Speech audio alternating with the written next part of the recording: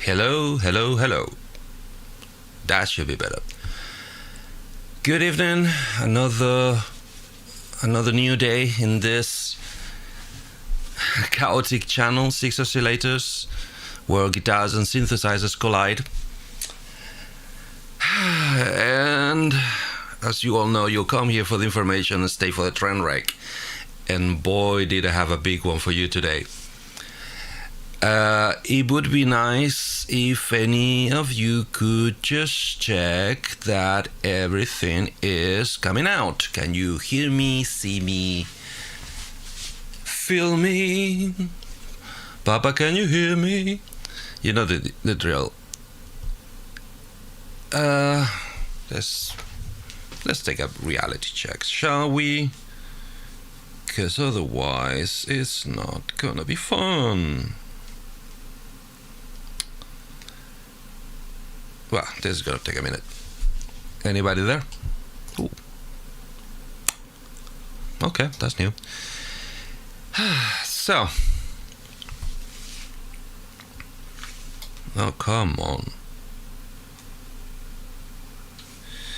Where am I? Where am I? Where am I? Where am I?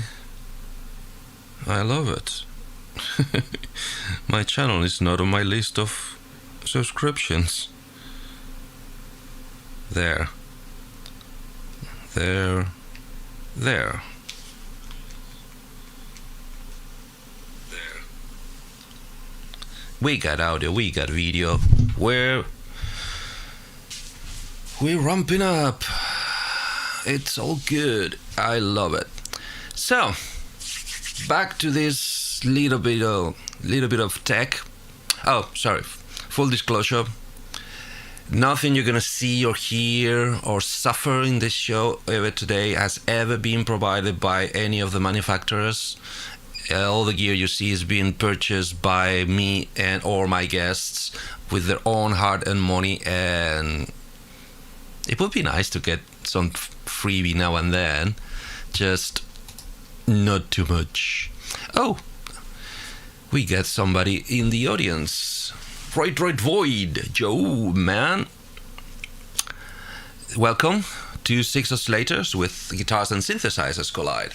Because I'm stubborn like that, and I'm silly like this, and I think that in fact they belong in the same world. Yeah, one is a piece of wood with wires, and the other one is a piece of plastic with keys, with buttons, with switches. But guitar players will love to have synth sounds on the fingertips, and synth players have been trying extremely hard to get guitar sounds under the buttons. So there is that. Not to mention that technology, in fact, has only one big mother to them all, and they also very often they share the the feeding teeth. Oops, I said that. Another housekeeping. Yes, I'm froze, and this is 6 oscillators. And if you feel like the subject of synthtar, guitar synthesizers, guitars, etc., is something you're after, or you would like to learn more, or you have questions that I haven't answer or won't answer this show because it's not the right one. If you have a question, leave it underneath and we'll answer sooner or later or in the next show, whatever happens first. That little tiny bit of gibberish under my name is our Discord channel. Come in, say hello, join in, make a question or just a comment or just tell me all the things I got wrong this show. Because if you don't tell me, I cannot fix them. You know that? That's how it works. Today is going to be interesting and it's going to be a little different than the past ones because I have a guest. And it's a good one. It's somebody I would love to be able to call friend. It's something I've been having the usual social contact and relationship for the past possibly 2 to 3 years, possibly more. Time flies when you don't have a life. And it's a very generous soul that saw my last show fighting VCV Rack and said, oh, come on, we can do better, right? I can teach you, I can help you, I can rescue you from this, how would you call it, this shameful thing you've been pulling out. And I said, oh yes, thank you, oh yes, thank you, please, thank you. And he agreed to come in. He's gonna come here to the show in just 1 second. It's my, as I said,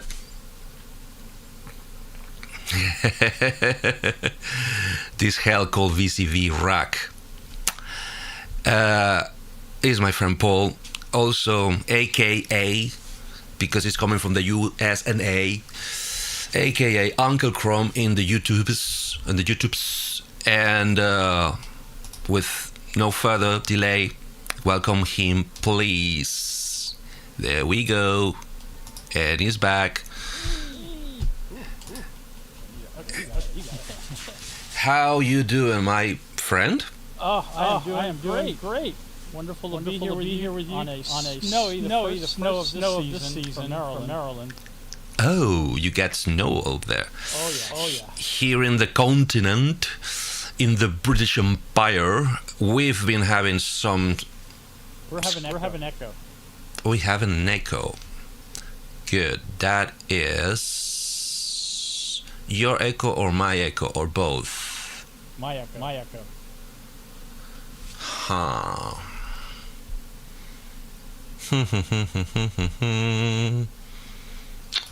What about now? Hello? Any echo? I don't hear it now. Okay. Roy, do you hear echo? Nope. Okay. So, give him a second. Roy, would you mind to agree if the echo is gone? 1, 2, 3, 4. Echo is gone. Thank you. That was my bad, as usual. Told you the train wreck would be mighty today. As usual. That's why you come. As long as Thank you very much. Train on the tracks, you know. If we can bounce all around, riding that train, bouncing. Oh, he says turn up the volume for Chrome. Like that? That one's on you. Is this better now? Uh-huh. How's this, Roy? Can you hear me better? 1, 2, 3, 4, 1, 2. So. And it's a minute to. Yeah, I know. There we go. Better. Sorry about that. You know, it's all about mic management here. So. Please attacking don't. me. Oh no, it's going for me. Help! Please don't talk about management. I have very hard trauma. Give me a second. Oh no. So. Yes, we had I woke up this morning and came downstairs and looked outside and it was like, oh my God, the ground is white. Here we go. Oh, you were dreaming of a white Christmas. It could very well be. I am dreaming. I mean, you won't believe it, but Spaniard as I am, I came to UK because everybody said, don't go there. It's raining all summer long, and every winter it's frosted on under snow. I said, yes, yes, please, yes, please, yes, please. I came in 2013 to this country. Okay. Since then, I've seen snow 3 times for as long as possibly a total of 10 years in 12 years. Sorry, 10 days in 12 years. Only a couple of months in that time I saw rain coming down in summer, and it's really freaky because you still can see the sunlight, but you're getting wet. But it's sunlight, but you're getting wet. That's England for you. So what is your shire there? I'm in Or Somerset. county? Somerset. So Somerset must Southwest. be like the Maryland of England, of the UK. No. Sounds like you have a sweet spot for weather. Oh yeah, it's extremely a sweet spot because once again we're in the south where snow doesn't really happen all the time, or at least not for long. It does fall, but gets away really quick. It doesn't stay there long. I think that the longest snowfall I ever remember since I'm here was a week and a half, and that was oh my God! It's been decades since this happened there, and Somerset is usually 1 or 2 degrees hotter than every other county around, and way hotter than anything on the Midlands or the Highlands. The Highlands is the ones that they see non-stop snow for months. And but apart from that, yeah, it's kind of a paradise. In fact, I love it because my family, and for what we've been talking, I don't know if you're happy to share that, your ancestors as well, they come from northern Spain. Correct. And this weather, rainy, foggy, misty, with touches of snow, but also sunlight and heat, is exactly what I remember from my mother's, because I wasn't born there. My mom family is from there. My mother's origin country from Galicia, just on the northern corner on top of Portugal. Okay. If you see the Iberian Peninsula, Right. you see that it's a big square, but then it's a strip near the Atlantic, which is Portugal. It's vertical. Right. It's almost like a strip. An appendage. So politically, yes, not geographically. There's nothing, no separation. It's just the same Right, square. Just a chunk is a different country. If you follow that strip all the way up, on top is like a hat. There's a chunk of Spain. That chunk of Spain, that's Galicia. Cool. So it's bordering to the Atlantic and to the what's the name? I forgot. Mar Cantábrico, Cantabrian Sea, kind of, but mostly Atlantic waters, really cold and really nasty. That's why we have so awesome seafood over there. Good fish, good seafood. Yep. Oh yeah, Yep. I die for seafood and fish, and I love sushi. Then Maryland's got Somerset beat. We have good seafood here too. Cool. So let's introduce the few people that are watching or will be watching. Let's tell them, who are you? Okay. And then I'm gonna start being nosy and ask you, why are you here? Wow. So, who are you, and who, or even better, who is Uncle Chrome?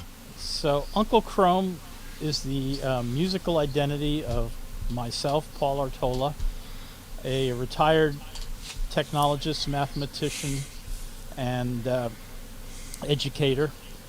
And basically, I'd started in music production recording in college in the late 70s and early 80s, and then put it all to sleep for 15 years when I came to Maryland for work and a whole new world and everything like that.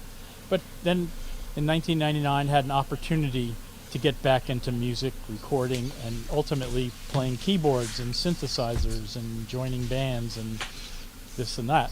But the bands I was playing in were like cover bands, we're playing rock and roll and jazz, blues and stuff. But I at the same time was getting into sound, what was it called? Mm-hmm. Acid. Ah. The Acid 1.0, first version.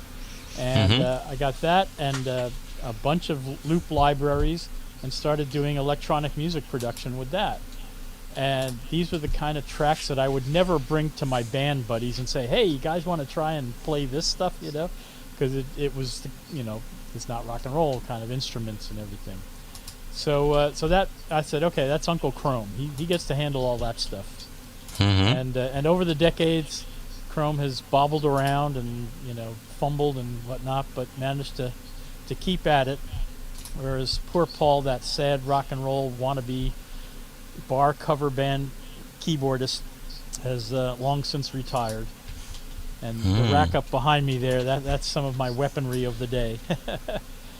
Nice. Let me see if I can do this and let everybody take a look.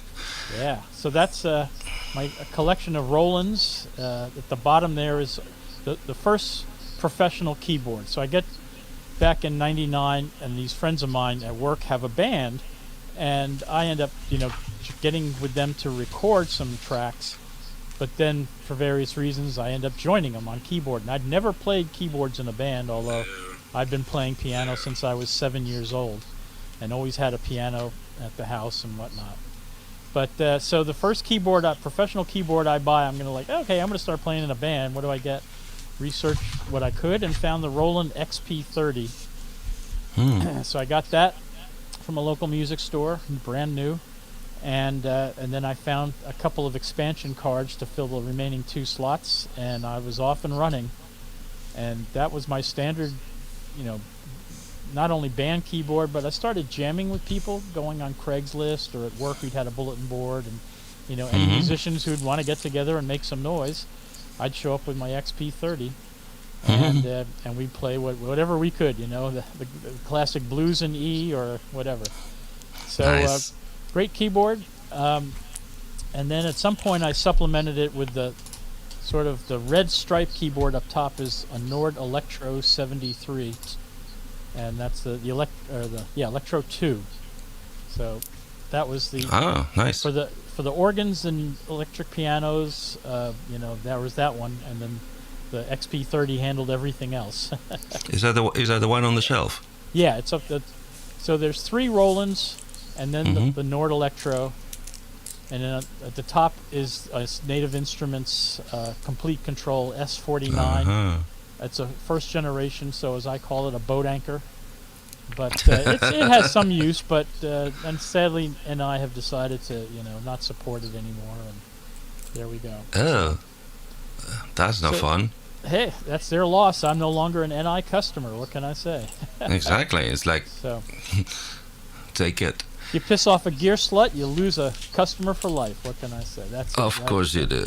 So okay. So anyway, above the XP30 is a Roland JX3P Kiwi edition. And in sometime in the 2000s, I found a JX3P and bought it, and with the programmer, the PG200 programmer, and had that, and it was beat up, but it still played fine and all. But I just never really got deep into it, and it was always there. But at some point, I found out about these Kiwi models, and ended up buying this one from a synth store in Austin, Texas, and really liked it. It was like, oh, this is great compared to the JX3P, the Kiwi 3P. Sort of like just beast major parameters up, doubles, quadruples the number of storage of memory, patches, and it just, so much great things and all like that. Sorry, I got lost. So what's the difference with the Kiwi and the standard?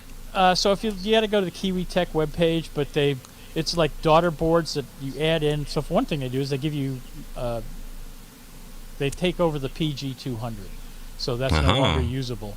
But you can use their programmers or just SysX or whatever. But but also it just increases. I mean, I have to bring up the web page, but everything like you get, instead of having one chorus, you now have the 2 choruses. You have nice.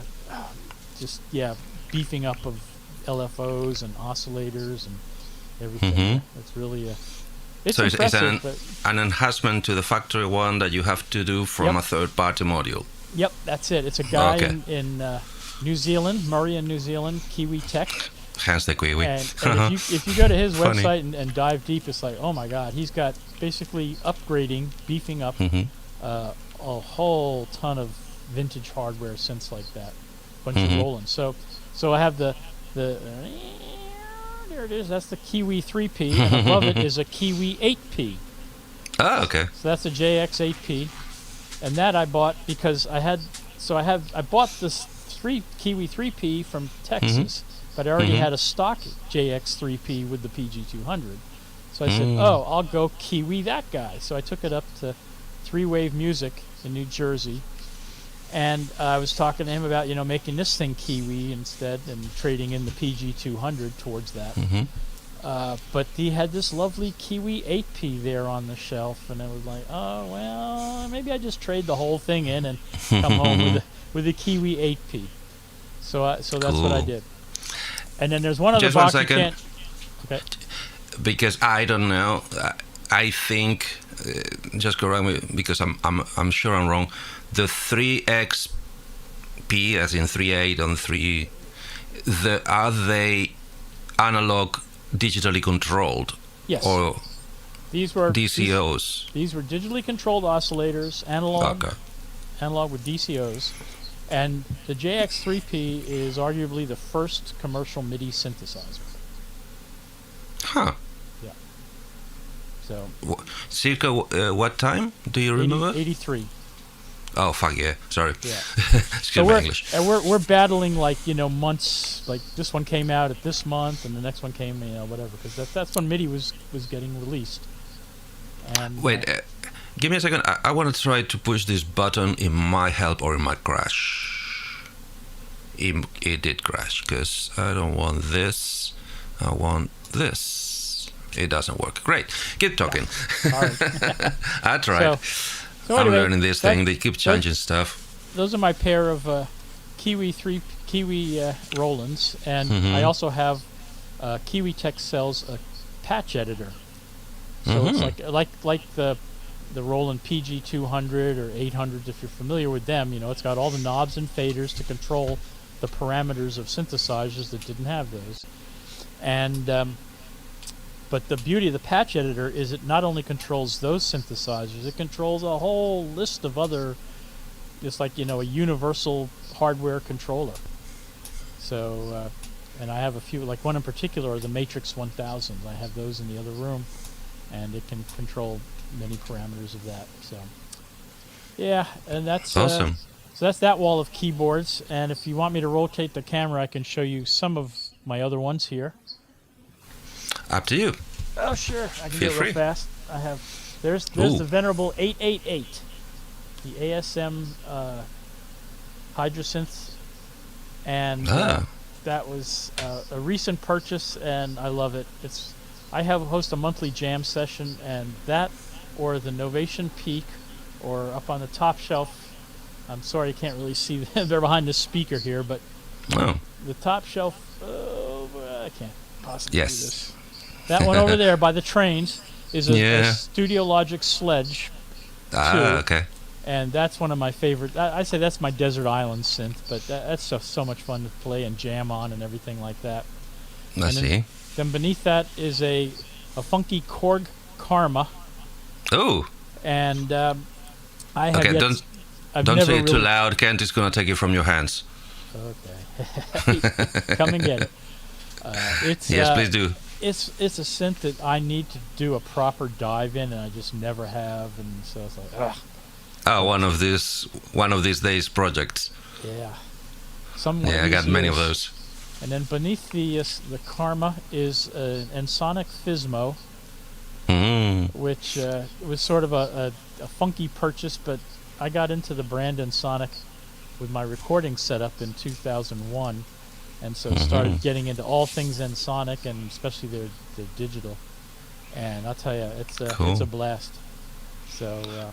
So what's oh, in hey, I the see Cress said in the chat too. Yep. Yeah, so sledges, actually, to be honest, I had a Blofeld, and it was fun, but, 4 knobs and a master knob to control everything was a pain in the butt, and software was dodgy and all. So I said, screw it, and I sold the Blofeld and bought the sledge. And it's like no regrets. So I know the Blofeld has a beefier engine and all, but just the sledge is so much fun. It's a great little synth. So. And the fourth in the column? And the fourth is the Roland SH201. Wow. A funky little thing to come out in the early 2000s when your synth would be your audio interface and all. And it's not got much of anything except the Super Saw presets. And Gotta have the Super Saw. It's straight hands-on, so it's a fun little jammer too, but it's only got effectively, 32 memory slots? So, you got to really work on it. It's more of a one-trick pony for me, but it's fun, and I've jammed on it with the group. But nothing wrong with that. Between the Hydra, the Sledge, and I have a Novation Peak.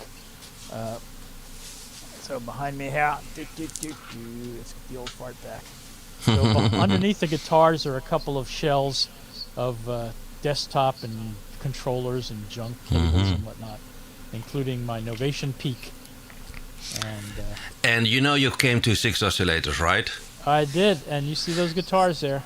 Exactly. You need to honor them as well, because that's where you are. The old prodigal children. So guitars are, sadly, I never was able to be a guitarist, but I was around enough guitarists and inspired by them that I have a love.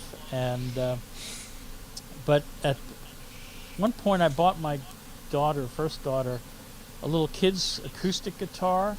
And I ended up falling in love with that, just noodling on it. And I basically, instead of trying to figure out fingerings and all, I just retune it to open tuning, and then I just play bar chords.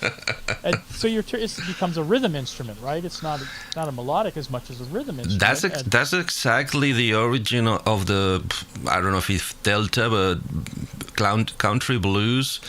They were a much of tuners and scale players that were rhythm tunings and slide players. Yeah. So. And in jazz as well. It was a rhythm instrument in the jazz bands, right? So yeah, but that's a completely different business because there's no bar chords anymore. It's you're using all your fingers and on both hands, basically. It's still providing rhythm. Very rarely was it the lead instrument. So that little noodling with her guitar got me inspired, and one day on a whim I go into Guitar Center, and lo and behold, up here is this guy. I'm going to learn this. Right there. So it was a Red Center. A Fender Squire 2 Contemporary, turns out. I had to do a lot of research on it since then. But it was a Squire 2. It's a fat Strat, but you see it doesn't have a pick guard. It's a funky little Strat. There's no pick guard, no. Okay, no pick guard. One of those. You've never one of those, exactly. They're the Contemporary. So... And I bought it for $100, used it from a Guitar Center on my way to a luncheon for work. And I put that in my hands, I retune it for my one finger, and it's like, oh my God, I'm in heaven. And it plays like a dream, and the little real playing I can do, it was like, I love this little guitar. So then why the big box? So that was the first one. And then at some point, I bought off on the corner is this bass is a J Tarser bass I got cheap because I thought, I should have a bass as well and whatnot. Gotta have a P bass. Yeah, and it's honestly, I think it's a piece of junk. It needs some work, whatnot. If a good bass player could set it up and use it, all right. But or a good tech. Yeah, good tech, whatever, but not me. So, you never know. At some point, I decided I wanted a hollow body guitar, electric. So that's when I got the Ibanez Art Core here. Nice. And I got that new. They've got a little. I have a Mike's Music Store is about a mile up the road here. A little music lessons kind of place, and they have band instruments, a handful of real pro instruments. And so I picked that off the shelf and noodled, and it was under $300. So yeah, what the heck, go for it, have fun, and because I don't need to put that into a anything to actually hear tone like the the Squire, I had to plug it in. Yeah, I used to have like Behringer V amps or other little boxes. Ouch! Sorry about that.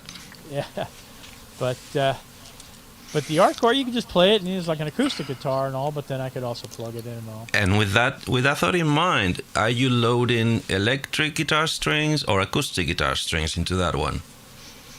I'm gonna be honest. It has its original strings. The gray or brown or yellow? Probably rusty red by now. I don't know. Yeah, but originally. I don't know. You're asking a keyboard player, man. Oh, Roy are Joy, you now? get over here, man. Get out of here. You don't belong here. You're not. No, I'm a fake I'm guy, bullshit. that's right. I'm just And, bullshitting. but yeah, no, the and thing then- is, So I got with that, the, and oh, then no, the last thing No. I got was that bass. And here we go. That's better. Now, my point is, right, with the hollow bodies, you get to choose. You Right. get to use both if whatever is more important. It doesn't sound too bad with acoustic guitar strings, right? It's Okay. just a different tone, and it's Sure. just slightly quieter, as in you're losing 2 or 3% of the volume, because acoustic guitar strings are stainless steel core, so the pickup has no problem tracking those ones neither.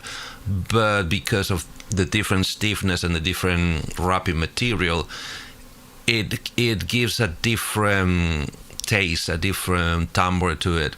Very similar, as in. I've never thought of that, but yeah.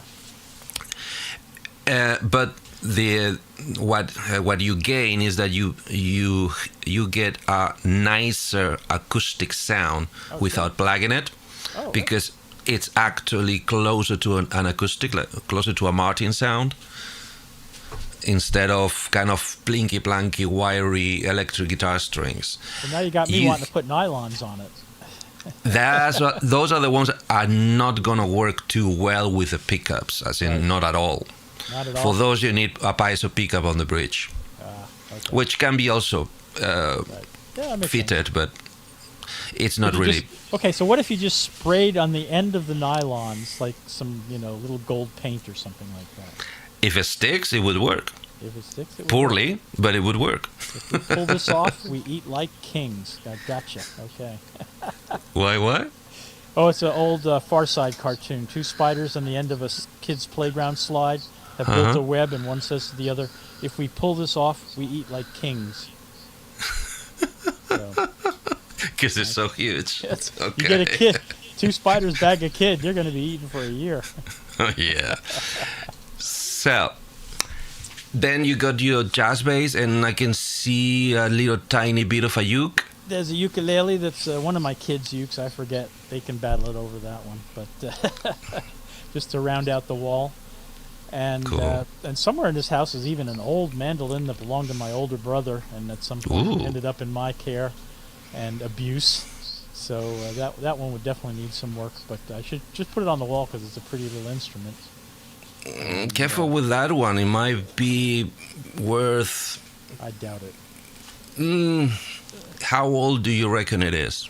It's 20s, 50s, it 19? 50s or 60s, more likely 60s. Okay. And like a cheap brand. Well, I don't think it wasn't a Gibson or something like that. No.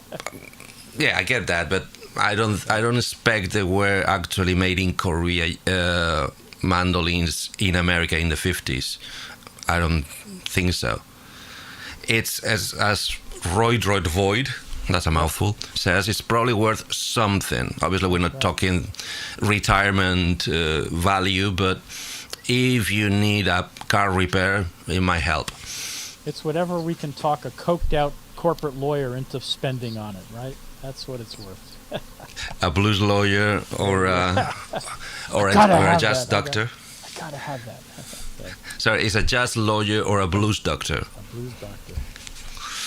So Nice. So, yeah, but that's my string collection, and there's also an acoustic guitar I bought at some point, a Seagull.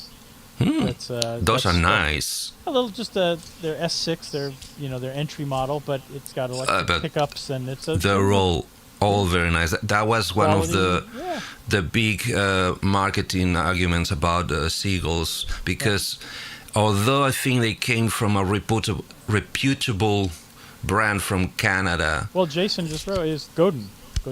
Godin is the over brand. But even Godin, because Godin made Godin, more and then there was bigger like waves on the electric side than Seagull was the acoustic side. But they both came from a bigger brand. I cannot remember. Well, I think I might be making it up. I thought it was Godin, and then something in Luthier, Arthur Luthier? Yeah. So that was their but I think that's tier, and then I think that's more like their entry tier. Huh. Right. Kind of like the difference between a Fender versus a Squier versus hear you. Whatever. I hear you. That when I was researching possibly. So I thought it was more like Godin for electric-ish. Oh yeah, well they would have that too. But then Arthur Luthier for nylons and dobros and basically bluegrass and Martin style guitars, and then all the innovation in acoustics came under the Seagull brand, and even the cheaper Seagull sounds amazing and plays like butter. Yeah. But obviously, you go higher in timbre and quality and lifespan, the higher you go up above the line. And if you go to Art and Luthier, even. So, yeah, I think Art and Luthier was trying to equal with Gibson. And Seagull was trying more like fight Takamine. Okay. So, that's my perception. It was a bluegrass store that I was shopping for all of these. Mm-hmm. We have a nice one in town here, and then I found one, on the economy here. But nice. Roy George has them. He said, and Breedlove, is Breedlove in them too? Could be, and those Canadian brands. That's a new one to me. I'm not familiar. It rings a bell, but I'm not familiar with what they did and why. Yeah. So that rounded out my string collection. Nice. And sadly, I started losing my use of my hands in 2017, which is about the same time I bought so I also bought, so there's this Squier fretless bass. This is the last thing I bought. Yeah, the jazz bass. Yeah, the jazz bass. And that and the Artcore, I both bought around that same period, and I was like, okay, now I'm retired. I can start playing with these things or putting them into my music at least and all that. And but I started to loosen my hand, lose use, so my hands don't have much mobility or staying or anything like that. So it's like, sorry about that. Sucks to be a guitar, but hey, you look nice on the wall. And, definitely. And I'll bring them down because I got an EBow, so I can hook up the EBow and because make I just naughty things. Oh, now you gave me 100 ideas to do. If you are willing, and if it don't scare you too much tonight, and you're willing to come back to the show, mi casa es su casa. You're more than welcome to come back anytime you wish. And that EBow and strings is really taking my fancy.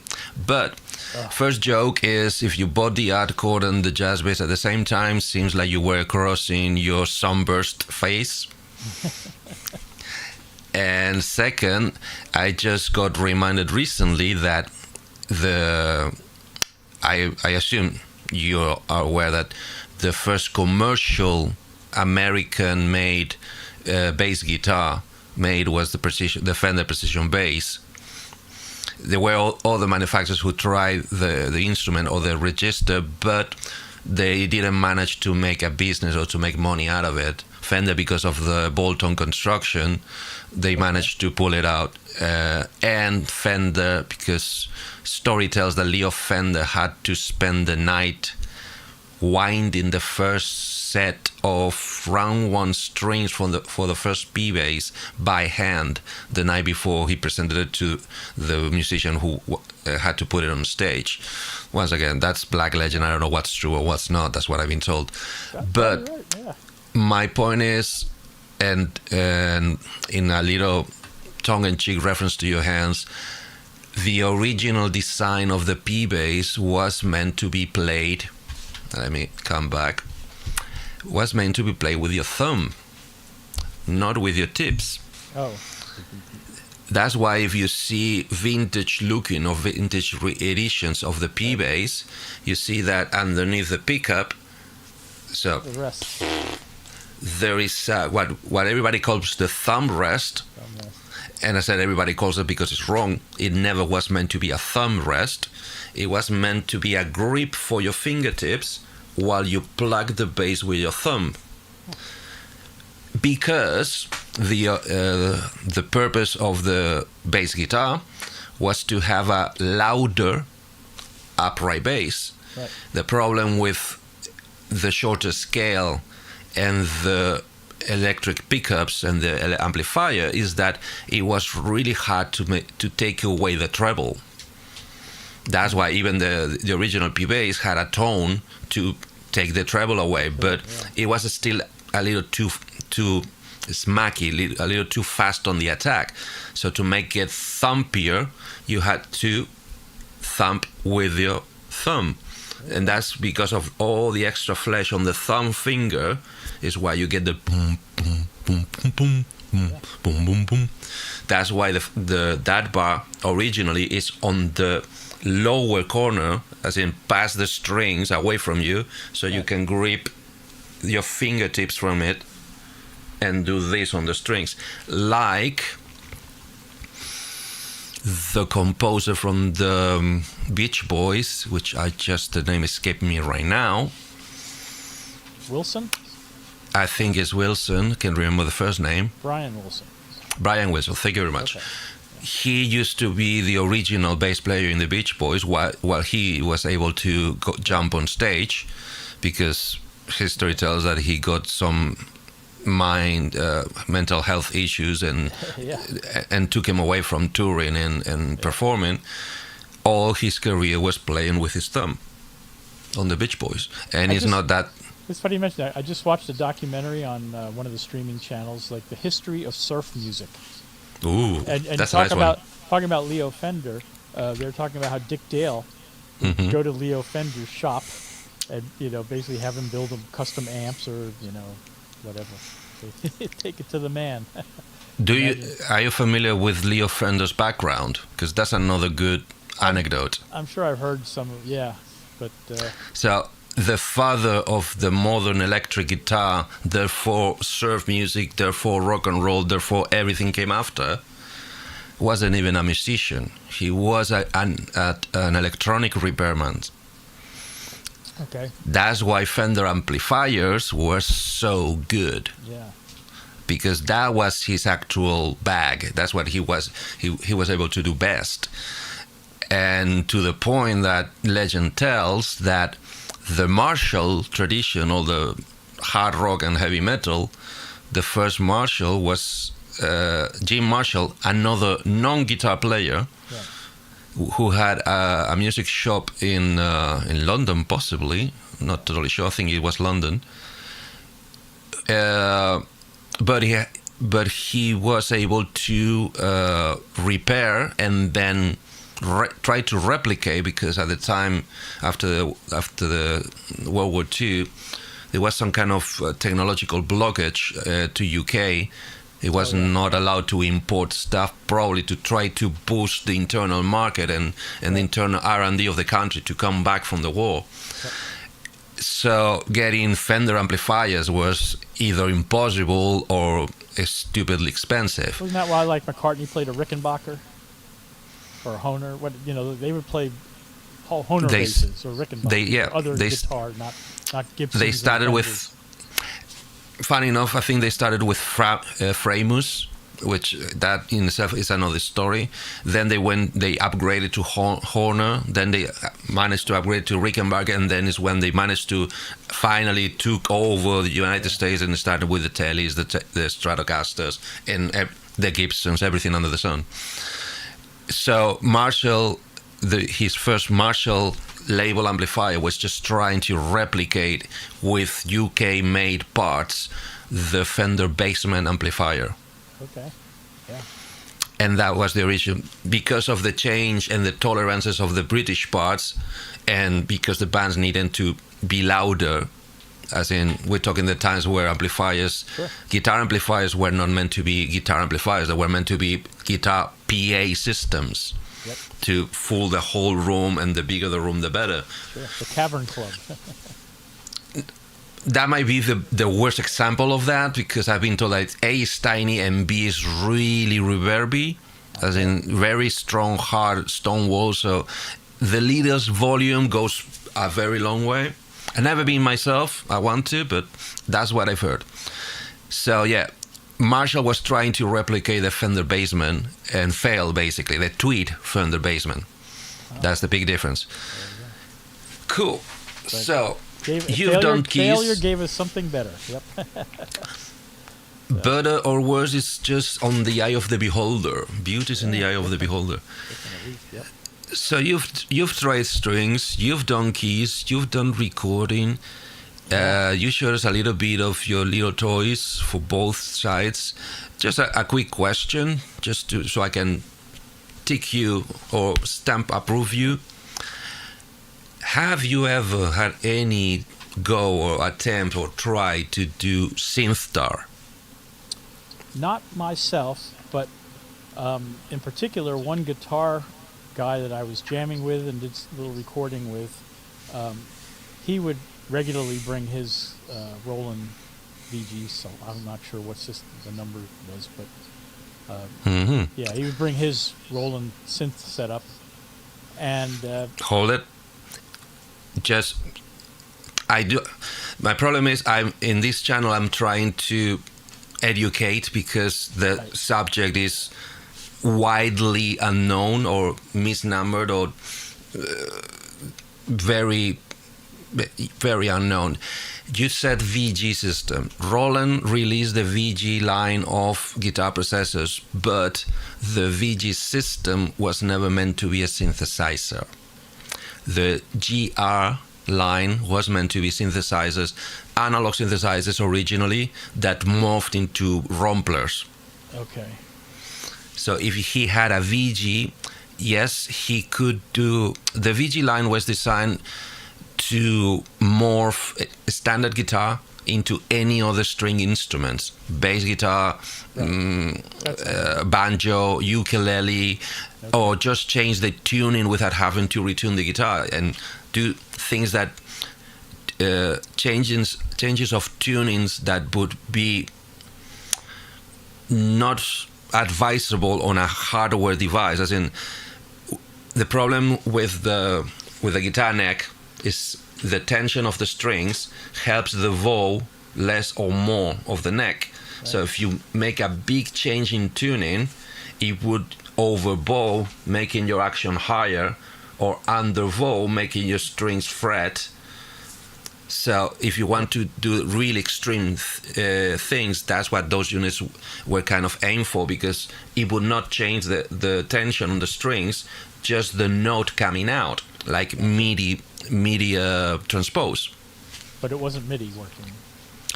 No, it was DSP. All the VG line was based on very, very fast and very powerful DSP. It was the equivalent of 2 or 3 computers in one unit. Okay.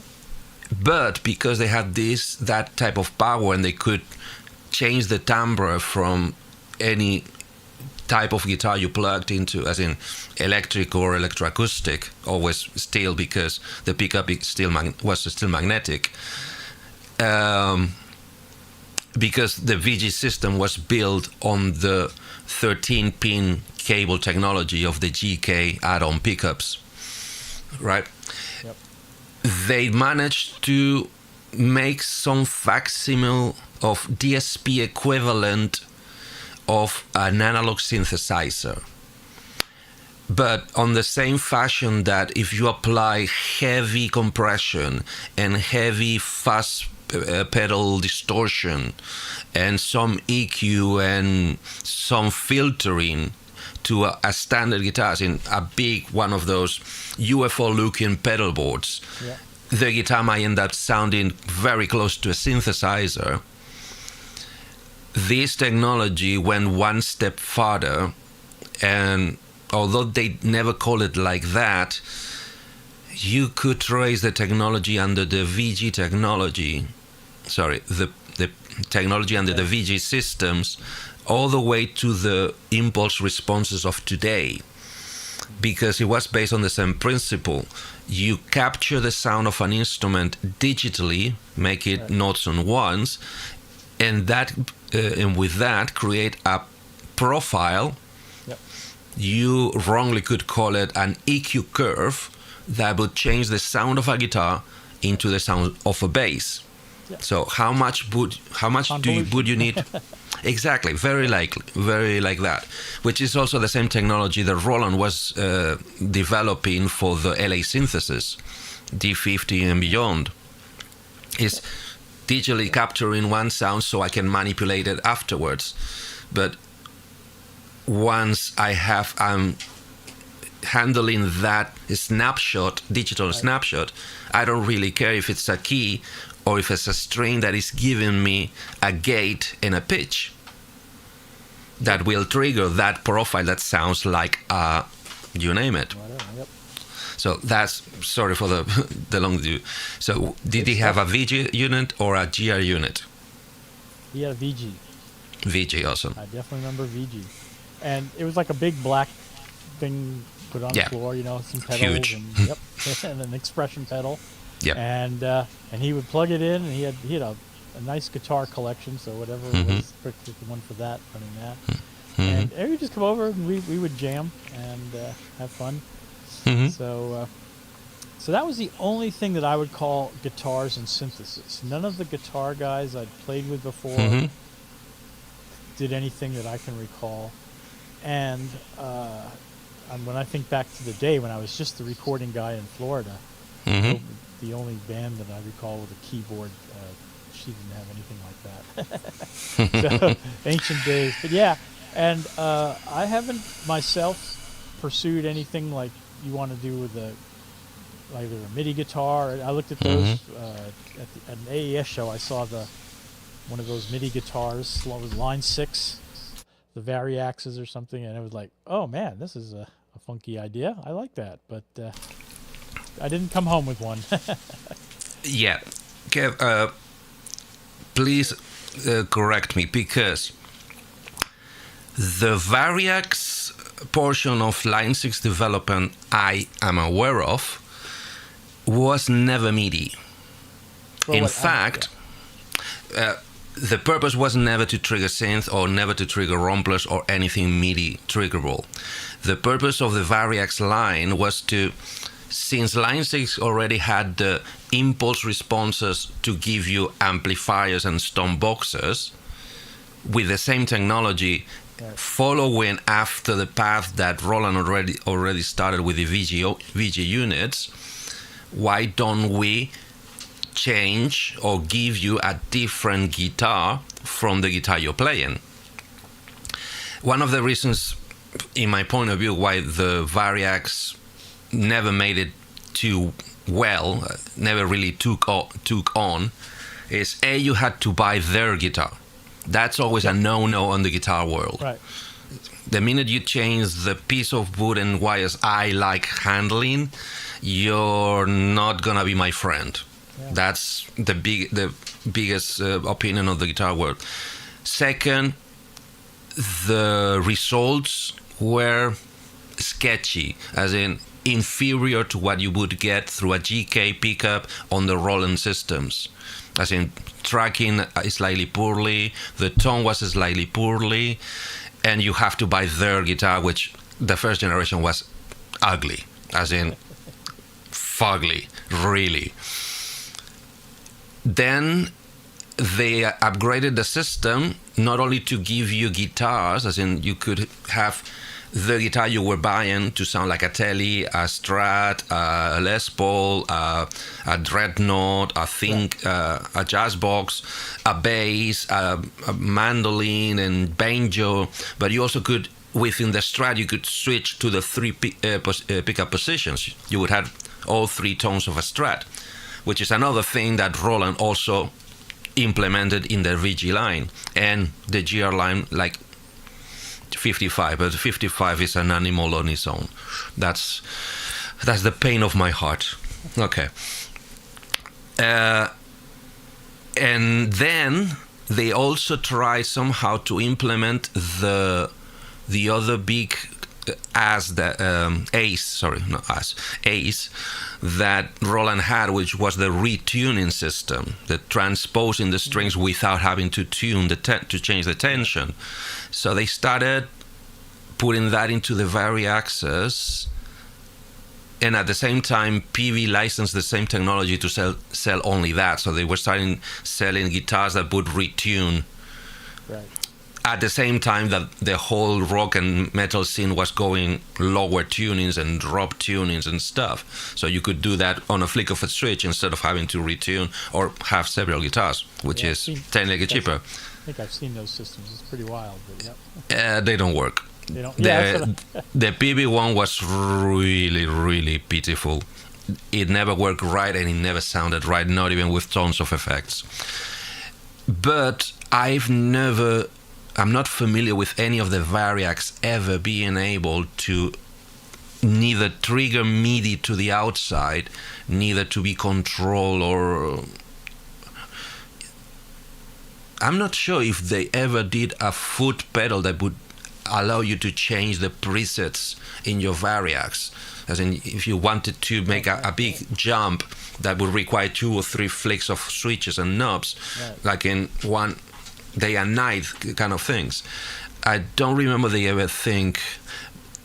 I think the best they did is at one time you could sync your Line 6 amplifier with your Variax guitar. So when you flick the guitar switch to a different type of guitar, it would change the patch on the amplifier. Well, that's something. I think that's the farthest, at least that's when I stopped following that type of tech, because I said, okay, come on, give it up. And I think that's exactly the same time where Line 6 finally went down and Yamaha acquired it. That's why Line 6 came back with a Helix, which is basically Yamaha sound quality with Line 6 emulations in one professional box. Right. And they tried to, that's the best, and they had a very big goal fighting Kemper and Fractal. And Fractal, Axe-Fx. Yep. Cool, but that's not the reason why you're here. You're here because you saw my last show. I did. You saw me struggling with VCV, me making a fool of myself as I usually do. That's the whole But you sketch stirred my of the show. heartstrings that you're actually giving it a try, a brave soldier diving in. So I applaud. Who said fear?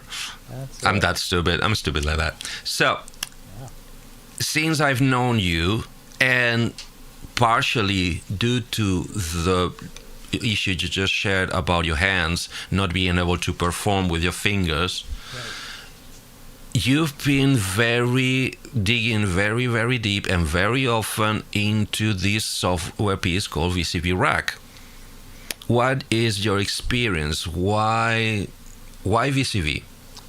That's a great question, because I have tried modular for many years in different ways, and it just never connected to my brain.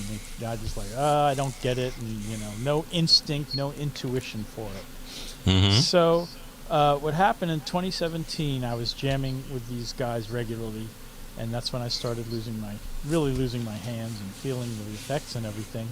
So over the next 6 months or so, it's like, what am I going to do? I finally retired, and my plan was to make music, and now am I going to be challenged? But I stumbled on. I said, I'm a computer music producer as well. I was using the Acid in the day, and I have, all manner of software even back then and stuff. But it's like I started looking around, and I discovered this thing called VCV Rack, and at the same time, Cherry Audio had just come out with Voltage Modular. So I was investigating both of those, and it was honestly the skeuomorphism of VCV Rack.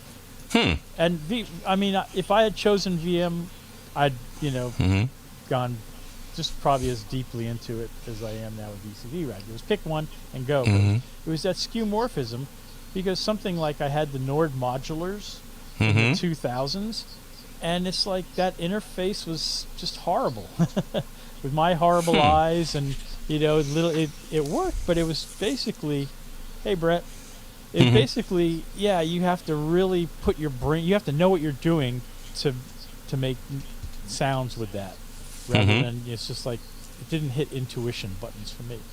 Whereas the Okay. skeuomorphism in VCV Rack, and I had the time to watch basically Omri Cohen's early VCV dives as well. I went along with him, and Mm-hmm.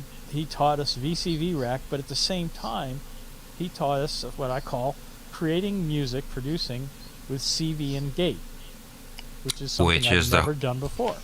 And yeah. that's what modular is all about. So thinking in terms of CV and gate, Mm-hmm. and basically getting your mind around minus 10 volts to 10 volts Mm-hmm. and all the power that entails.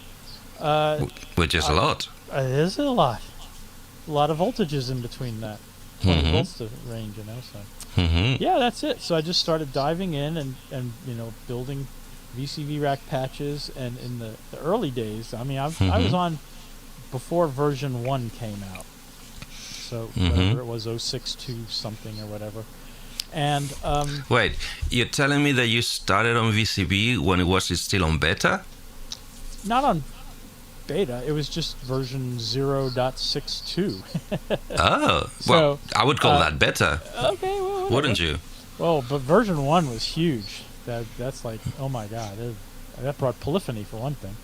But anyway, so yeah, so I just this was an early, like very early 2018, Mm-hmm. February March time frame for me. Okay, Mm-hmm. and so I just started diving in, making patches, and also buying modules.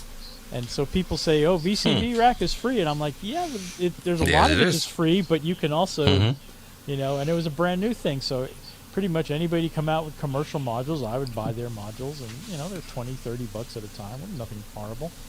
So before long, I had a pretty decent collection, and was using them.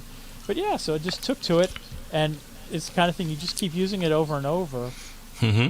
and you become, proficient in it. But more importantly, for me, a tool where I can take something in my brain, like I want to try, and I want to, breadboard it, beta test it, whatever. You put it together because you're building, effectively, emulations of hardware. So you're running hardware together, and then just seeing what comes out from that. And I can do stuff like that so much faster than in any other system. So when you talk about producing music in DAWs, and I never really took to like Ableton or those kind of DAWs, but I used Reaper for many years, and Sonic Paris before that, nonlinear editors, and some other ones and all. And I understand producing in that world, but to me, that you have to know everything, but there's not intuition. Whereas looking at hardware modules, once you take the time to understand, what are the inputs and the outputs, and what's happening with them. Yeah, because That makes at the sense. end of the day, it's nothing but an by now almost endless amount of one job machines. Yeah. Would you agree with that? One job machine, effectively. As in each module, that's one thing, kind of. Or it's meant to do one thing. As in, you got an oscillator, you have an LFO, you have Exactly. one. You have broken down music production, electronic music production, to its most granular elements, and that lets you, swap new ones in or try different things, and so the creativity is unbounded. And then it's just the appeal, like, okay, now I want to play in this and all. So, but along the way, I found that the VCV Rack has basically become the center of my music production world, to include live tracking. Okay. So I have patches in VCV Rack that can be a 16-track or a 32-track recorder with my hardware. It does a very good job for that. And then on the flip side, if I need to produce those tracks, pretty much anything I would do in a regular nonlinear DAW, I can do plugins and processing chains and things like that. So all of that capability is there, and again, way more intuitive to me than in a DAW. I mean, So, I don't get me wrong, but I'm gonna blame a little bit because it always makes the greatest difference. The fact that you got explanations, that you got a little bit of taking you by the hand and absolutely. explaining you the principle. Because when Well, I took on modular, as in took trying to learn what it's all about, how does it work, how do you use it, and my first attempt with VCV Rack, we had this conversation. It took me almost a month to really sink in things like the oscillator never shuts up. Right. It's buzzing 24/7. That's Right. his job. That's the only thing he does. And If you don't- wanted to, So you have no experience with hardware modular, correct? I by I mean, like you don't have any, you don't collect it, or I'm trying to find my words properly. By the time I took my first open it and what the heck is this on VCV Rack, Yeah. I had no experience with any synthesizer, full stop. Okay. Apart from the growing pains of going through the patches in my GR55 right. and then trying to say, okay, I can do this, but what if I want to record or want to what about if I want to sequence? Because at the same time, sadly, I took too many fronts. I opened too many fronts in my learning path because I got the 55. I got into SynthStar. Because I was getting to SynthStar, I was also wanting to go back to production, or at least recording or doing my own stuff on my own pace back on the computers. I managed to get my technically my first computer, because I'm not talking before my hair was white. No, I'm just talking 2015. Okay. Yeah. Right? Right. Basically, on 2013, I had never had any experience with any proper synthesizer longer than I've heard somebody. Sorry, no, because I keep forgetting. Yes, I put my hands on romplers back in the 90s and 2000s. Okay. Because where I was bands, living, right? no, where I was living, the library had keyboards you could, on headphones, No kidding. tumble around. So yes, I had experience of getting in front of a keyboard, Yep. find it where you change the sounds, and change sound, change sound, change sound. Oh, I like this sound. Can I do a melody? More like chopstick stuff. But I don't know. Been there, done that. That was the 80s for me. Well, that was yeah. When I moved up to Maryland, I had a Commodore 64, and I bought this little thing that Sequential made called the Concert Mate, and it was basically a joystick port keyboard MIDI controller, and they had 4 different softwares you could run. So one of them would be like a sequencer, one of them would be a recorder, one of them would be music staff putting notes and all like that. And it'd like, oh cool, I can make sounds. Oh, I can imagine making these great recordings. It's like, what would it take to get this into an environment? And I had a 4-track TAC 3440 reel-to-reel deck sitting next to me that I just had to wire it in. But it's like, no, unless everything's all set up and you just hit go, you're not gonna, gotta be inspired. Funny enough how spending 30 years of noodling to finally get to producing is where I'm at now. Cool. Funny enough how the joystick port is still the default MIDI connections under Windows PCs. Yeah. The difference is now the joystick connection is the USB instead of the 9-pin in. Yep. But I'm being told in the architecture is exactly the same pathway to get to Windows. Okay. So as I said, and after that big chunk, no computer. I had a go at music production. Oh God, it sounds so big-headed. No, doodling with Music Maker from Magix on the Windows XP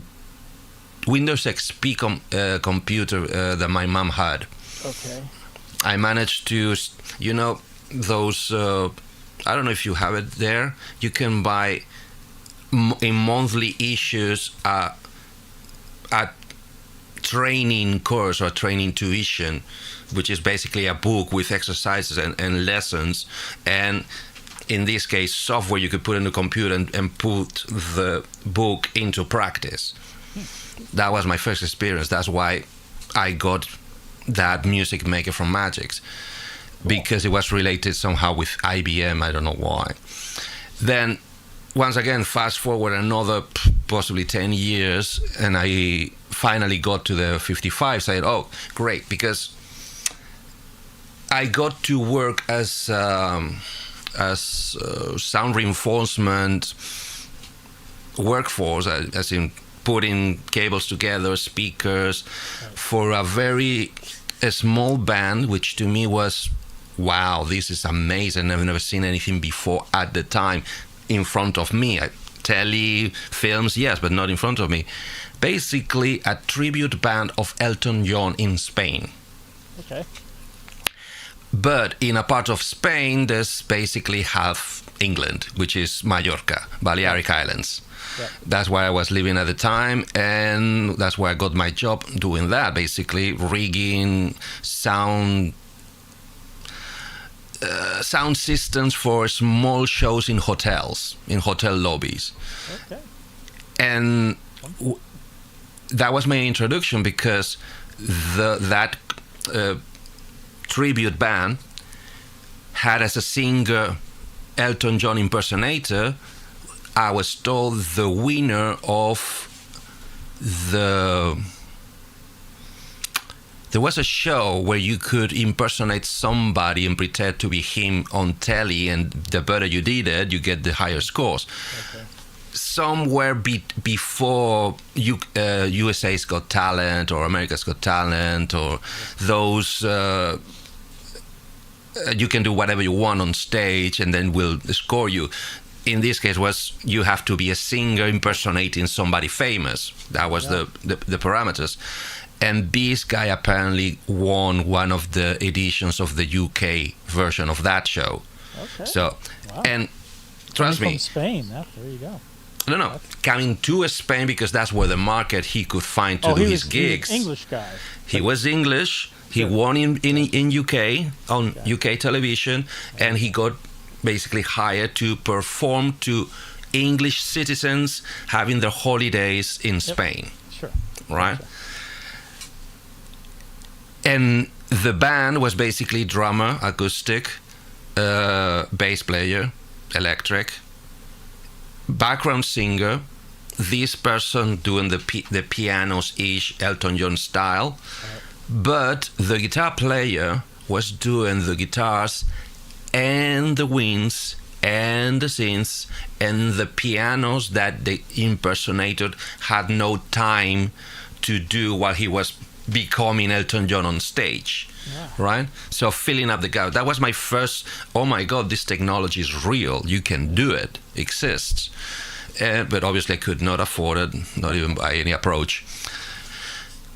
And then another big chunk, I keep doing my guitar, just guitar, only guitar, and tons of effects. I always loved tons of effects on guitar, to the point that I was trying some, whenever I was allowed, to come close to synthesizer sounds just out of sheer pedal processing. Right. Well, a lot of pedals are basically, you're talking about modulars, just modular things that are guitar centric. 6 oscillators. That's it. Yeah. That's why we're here. And once again, fast forward 2016, I managed to finally put my fingers into a guitar synthesizer, GR55, which was meant to be the latest and greatest, right? Because, in fact, so 55 is kind of an inflection point in synthtar history for one reason. is the first unit they managed to cram basically 4 previous units that you have to buy separately before. They put them all together inside of 55. Second thing is that 55 was the last Roland branded SynthStar product ever. The next product that conglomerate launched was under Boss brand. Boss. So they moved all the guitar synthesizer technology under the Boss wing and R&D, and now it's your problem. That's the hot potato. We don't want it anymore. Yep. But also, But Boss still lives, right? They're hanging on. Boss is possibly the one saving the potatoes to Roland at this point, because is still Edirol, or is that one gone? Edirol is still there to my knowledge, but there's a shrunk the spread to just audio interfaces and a little bunch of not really worth mentioning controllers. Okay. That's all they do. And possibly some PC cards and that type of technology, but mostly computer. Edirol is the computer division of Roland. Ever was, but now they don't even try to spread or branch out. Boss is the guitar division of Roland.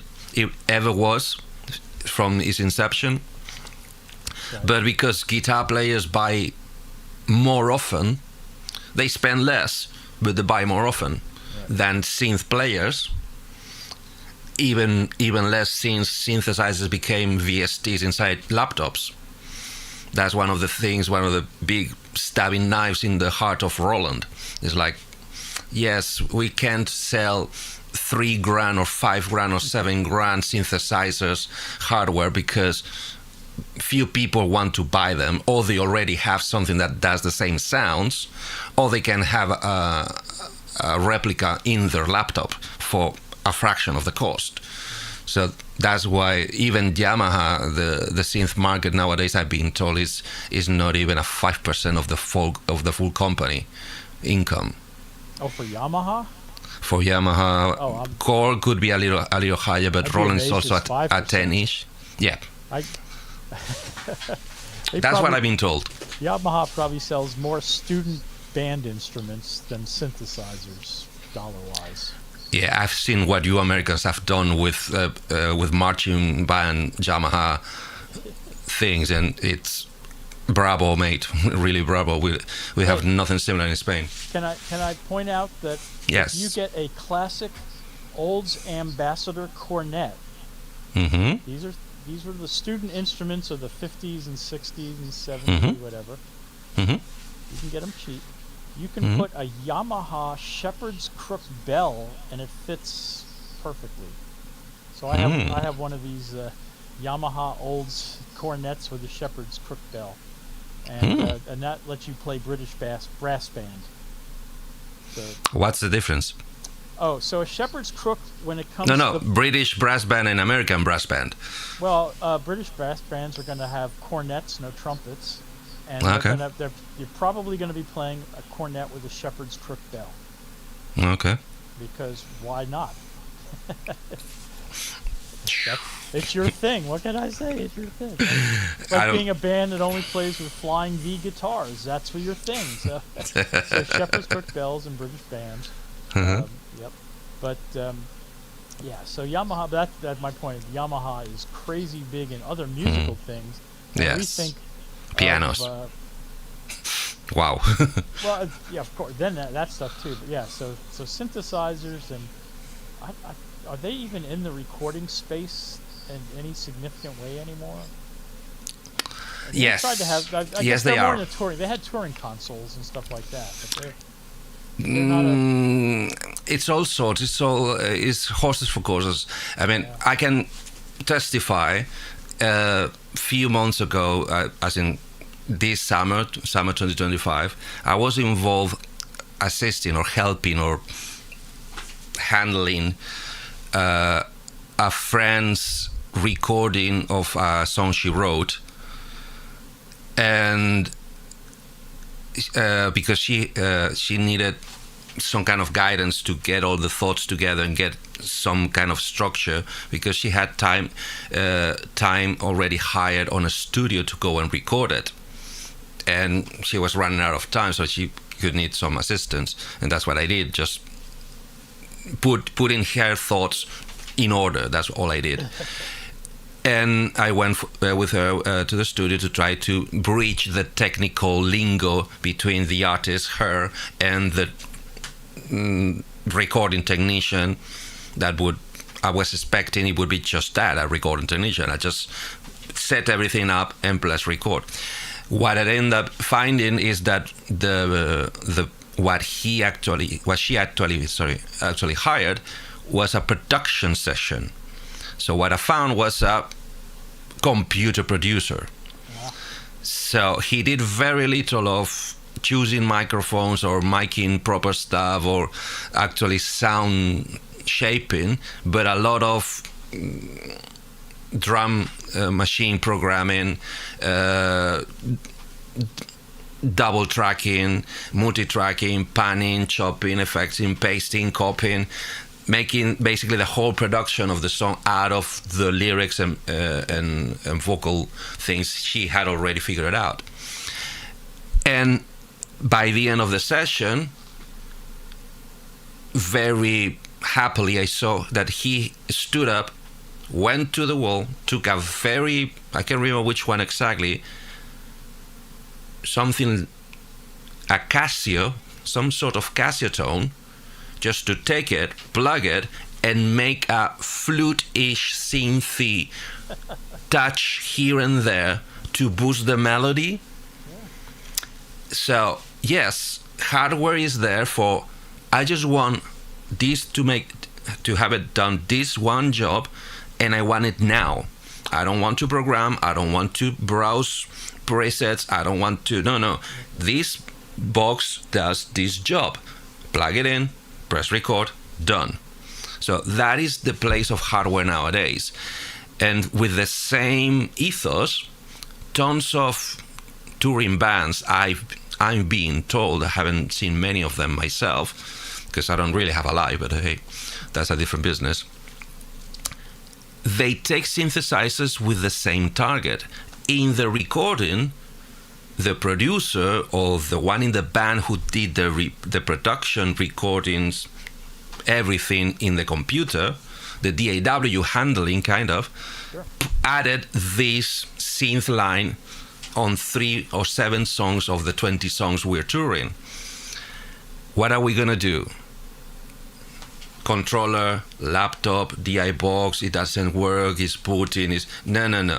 Take this synthesizer that can do that sound, or extremely close to the ones we put in the album, right, put it to stage, plug in, works, connected, sounds, done.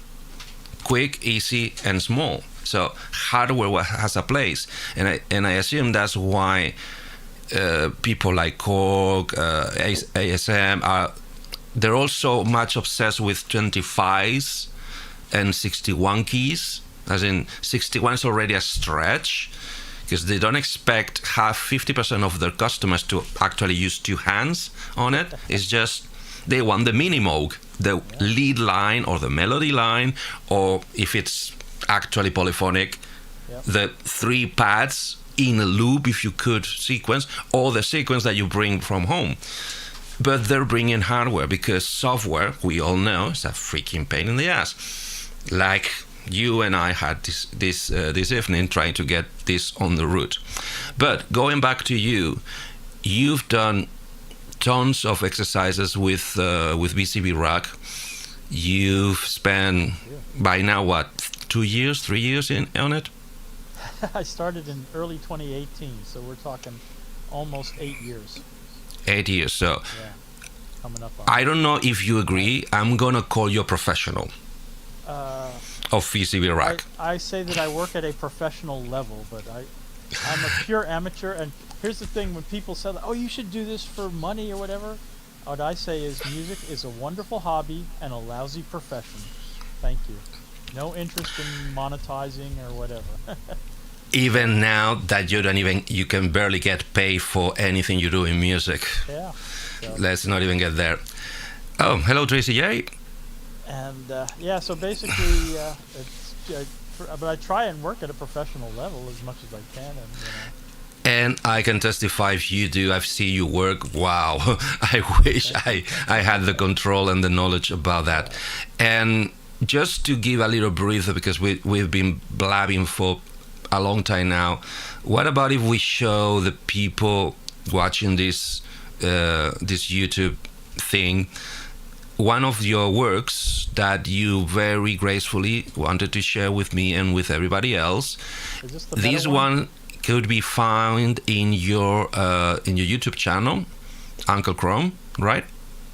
Yes, Mm-hmm. and it's part of Blippity Bloop Theater. Mm-hmm. So what I did when I first got on to Mm-hmm. doing, VCV Rack, and I found, like, don't make things just for audio. Make everything to a video, and you put them up on YouTube, and then have a single video and all like that. And then at some point I said, you know what? Let's just do a monthly show instead of putting them up. You make them 3 a day or 3 a week or whatever. Just once a month, you dump what you created, and so I called that Blippity Bloop Theater. Cool. And I stream those on the roughly the third Saturday of every month at 5 p.m. Cool. New York Standard Time. Cool. And it's roughly about an hour of my monthly output videos and stuff like Mm-hmm. that. So This is from Blippity Bloop Theater 42, which was a couple of months ago. Mm-hmm. And this is the Meta Melodies, is that right? Yes, that's the Yes. one we're going to play first. So I have to preface this, though, by telling you that this is my really first production video with this new piece of hardware called the 4MS Meta Module. And it is a Eurorack hardware that lets you play VCV Rack patches.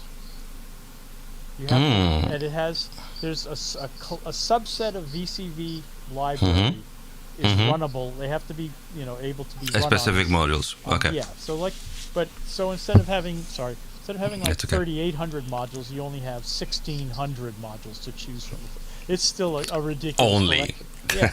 But so it's basically letting you build VCV patches, and then you have the supporting. I'm going to say the supporting hardware for I/O.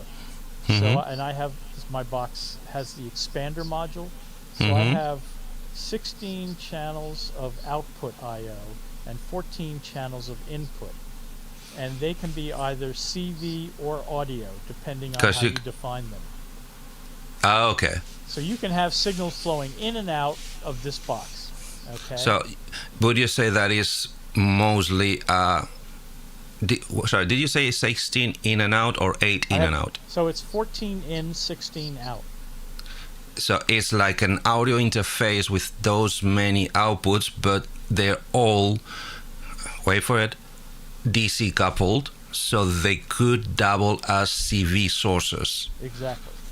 Awesome. So you can define an input or an output to be either audio or CV, and you can also have MIDI come in, and that use the MIDI capabilities of VCV Rack. So it's only limited by its power.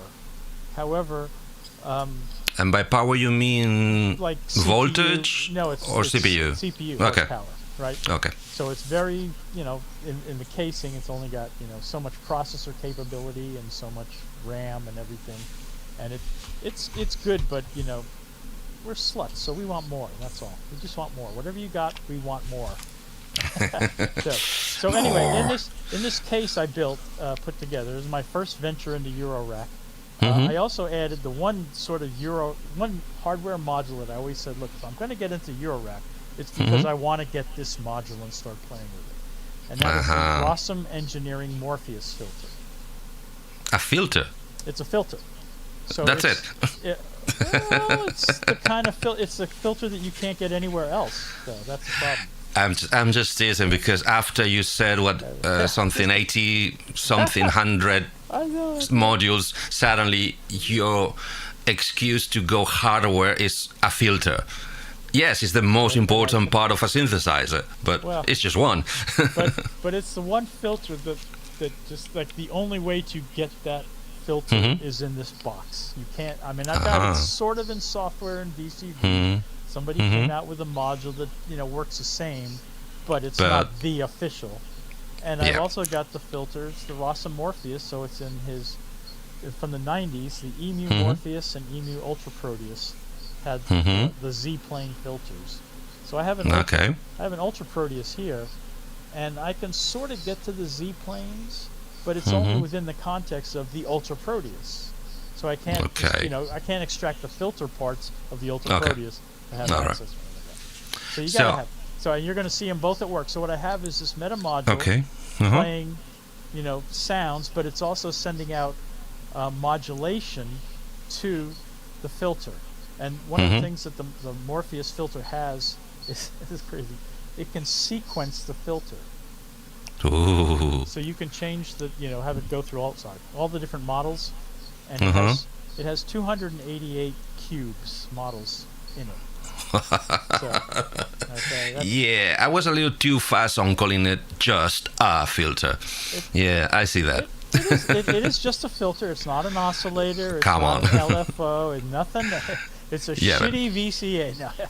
But it's if you know anything about Dave Rossum and his Z-plane filters, this is it. Nope. First time I heard it. Well, they're all in this. But anyway, so this video is me playing the meta module, feeding into the Rossum, me playing hardware. And, but then, of course, it all comes into VCV Rack to get produced, or at least recorded, at the very least. So cool. I don't think I did much else with this one. I just let it be itself. So before we go to that, just a very quick, Man with Beer was asking for synthetic. The knowledge I have is that he is extremely busy, or at least he's having some kind of off time. Is nothing wrong. The doors are open. He'll be back whenever he feels like coming back, and we'll be very happy to have him back. At the moment, he's doing whatever he needs to do, and that's totally respectable. Okay? Let's play music and have a little tongue rest. Okay? I'm gonna mute you, and let's play this. And talking about Trainwreck, let's do it, because we know we love the Trainwreck.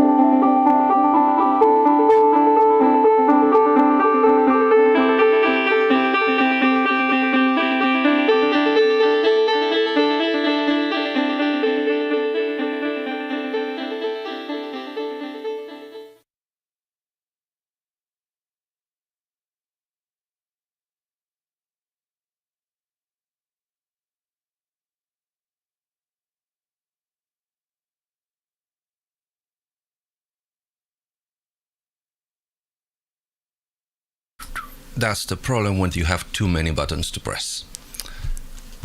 So, are we back? We are back. And we're back. That was rather nice. Extremely nice, if you ask me. Because I have to confess, I had no time to listen to it beforehand. The clipping was meant to be, right? Well, it was more of a performance than a production, so the clipping happened and we didn't go back. But that's what I mean. It's not something I did. That was already in the video. Yeah. And okay. That Rossum filter is just like, it was a beast. Oh yeah. So, that's why one of the lessons I think I'm learning is anytime I have to deal with synthesizers is limiter, just in case. Don't make it too snug because then it bumps, but limiter just in case. And very nice. And so the reason why you came to my rescue is A, because I asked, B, because you feel pity about me, and I really thank you. And the way you rescued me and assist me was by sharing your knowledge and your expertise and creating a patch in VCV for me to try and join forces with the Behringer PP-1, once again, worst name ever. Although it's meant to be... Wait, I keep forgetting. Perfect pitch, not pitch perfect. I keep modeling that, but still, it's a PP-1. It's a PP-1. It's, oh my god, so many legs to that joke. And you delivered. The patch is awesome, and I will show you because it's worth listening to it. We have witnesses that can attest this all works at some level. Yeah, my cat had. My cat had to suffer through it for several years. Sorry, several hours. Well, in cat terms, it was many hours. Several naps. So, but right as usual, 20 minutes before the show, everything went tits up. The system started not playing ball, and I didn't manage. We're gonna attempt again right now, live, on real time, live on air, to try to make it work, but don't hold your hopes up. If any, it's just to show you the awesome quality of the patch and to lay my word down that I will make it work somehow, sooner or later. The sooner the better. So, first thing I'm gonna do is get my VCV running. Takes a split second. Well, 2 split seconds. Ooh, hello. Yeah, that's one thing. VCV has become a bit of a pig as far as starting it up. Each new version and update, it's just that much slower and slower. So you told me you never ended up buying the VST version of it, did it? Right. Did you? Nope. So again, we don't have any knowledge about if the VST is lighter on the CPU, because the standalone, wow. Yeah. Let me tell you a story. The whole reason why I'm back on the studio is because my laptop would not take the patch of VCB with me playing on top, the stream and the internet and everything, and the mixer and everything. It would not take it. Right? So I had to come to the bigger computer, mightier. This one is so far holding, but this one apparently has issues with the USB ports. Yeah. Windows, huh? So let's start by bringing this to the... Wait, this is... No, that's not it. So I need to remove this so I can bring this back in. by doing so. Oh. Okay, never mind. I'm not gonna do that. That's gonna make a bigger issue. So, this is the patch. Okay. Want to tell us about a little bit what's going on? Okay. So, I created this as something for you to jam along with, and if you wanted to even record your parts. So I started off with, if you want to zoom into the mixer just to see the channels, how they just, I had the channel labels. So I always start with sort of channel 1 and work my way across. You see, before that, because that's what many people don't like, dislike, or even flat out hate about modular and everything modular related, is let's do this. I'm learning slowly but surely. And here we have the mixer right there. There you go. So the first thing I have, the first channel is the kick drum, and then that's followed by the snare. And if you look at what modules are driving them. Oh, no, now you're asking too much. So if you scroll out and follow the cables, right? So they're that module Trummer 2. Ooh, there. Okay. So there. That's it. So Volt has these lovely drum modules. He's got an FM version of this as well, FM drums, but it's just a great kick snare, and you can carve, the kick sound and snare or hat sound, that basically noise. And so that's what I'm working with, but I have... but this doesn't manage samples. It's just analog drum sounds created by oscillators, right? Exactly. Cool. And then I have on either side of it, the switches are just choosing what are the patterns that are driving it. And they're up above is a sequencer that is putting out the patterns. That big red with the red and green buttons, orange, green, whatever. Yeah. So this red one is just taking care of the percussion. Is that right? I can't quite see. Scroll over. I can't quite see what the. Yeah. Okay. Exactly. So no, this is running. So see, it's got 8 channels out. So if you follow the outputs, each of those is triggering something. Zooming out, because otherwise. So this A is switching. Right. Is switching two things to go to the two patterns to go to the kick. Right, and then the same thing going to the hats or snare. Those 2 patterns are going to the snare. Okay, but then are the other ones driving other synths or something? I thought I had some other stuff. Yeah. So this is driving another switch. There's some other things going on that are being driven. Which is another 2 patterns. Well, in fact, wait. No? Oh yeah, 2 patterns going to this EG plus VCA. Right. So they're opening up the ECA for that. Like you're saying how synths drone. Right. So if you want it to open up and close up, that's what that's doing. Okay. So that's it, and kind of in the corner up top between them is the master clock module. And when you click the run button, this all starts to play, as you know. Shall we take, just before that, a look to the other end? Yep. Because most of these gray modules are basically the sound sources. Right, the instruments. VCO with its filter, EG plus VCA, FM2 VCO, string VCO. So is this actual sample based? Nope, these are all synthesis. Oh, so like Solina style strings. Yeah, if you actually, in the module, if you right click in it, it'll give you the choices.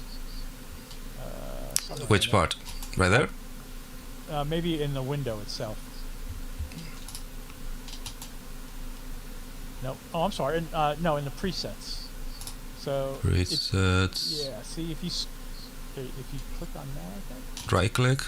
No, that's not it. Somewhere where it gives you the different string Uh-huh. models. But anyway, so there's different things that are creating, burst noise. It's creating music, create string. Mm-hmm. But yeah, so that's it. And then ultimately, that progress there is a chord sequencer. This one. Yeah. So the red thing is the beat sequencer, and in progress is the chord sequencer. And so I programmed in red thing. the count modulator. Well, 16-step trigger sequencer, right? So the thing we were just looking at, the 8-track. 16, oh. Yeah. So that's triggering beats, right? Beats, and this is triggering the notes. So progress is going to put out your chords, four note chords. Clock reset, and that must go somewhere. No, okay, wrong so button. now,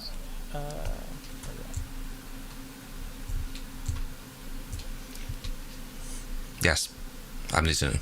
so I was going to say, you have to, if you look at the cable coming out of progress, it's polyphonic. Which one? This one? Zoom in, please, to progress. Yeah. I'm trying. Yeah. I control and the scroll wheel as well. Oh, this is the polyphonic. Oh, sorry. Yeah. So see how they're fat cables? Yeah. They're putting the out fatter. 4. Like that's a mono signal because it's only putting out the output of channel 1, but the ones on the bottom are putting out the combined outputs of channels 1 through 4, the 4 notes, and the corresponding gates. So cool. So you can play the whole chord, or if you just want to pull out the bass note or a treble note, or I typically pull out all 4 notes individually and have different sounds playing them while something is still playing the chords or whatever. So this FM and the string are actually playing chords, not just notes. Correct. That's what you mean. Yep. And this ARP module? Now the ARP module, if you take the output of progress, it's the same brand, Hampton Harmonics, it will now arpeggiate whatever that chord is. Ah. So I'm using the arpeggiator as sort of a lead voice in this.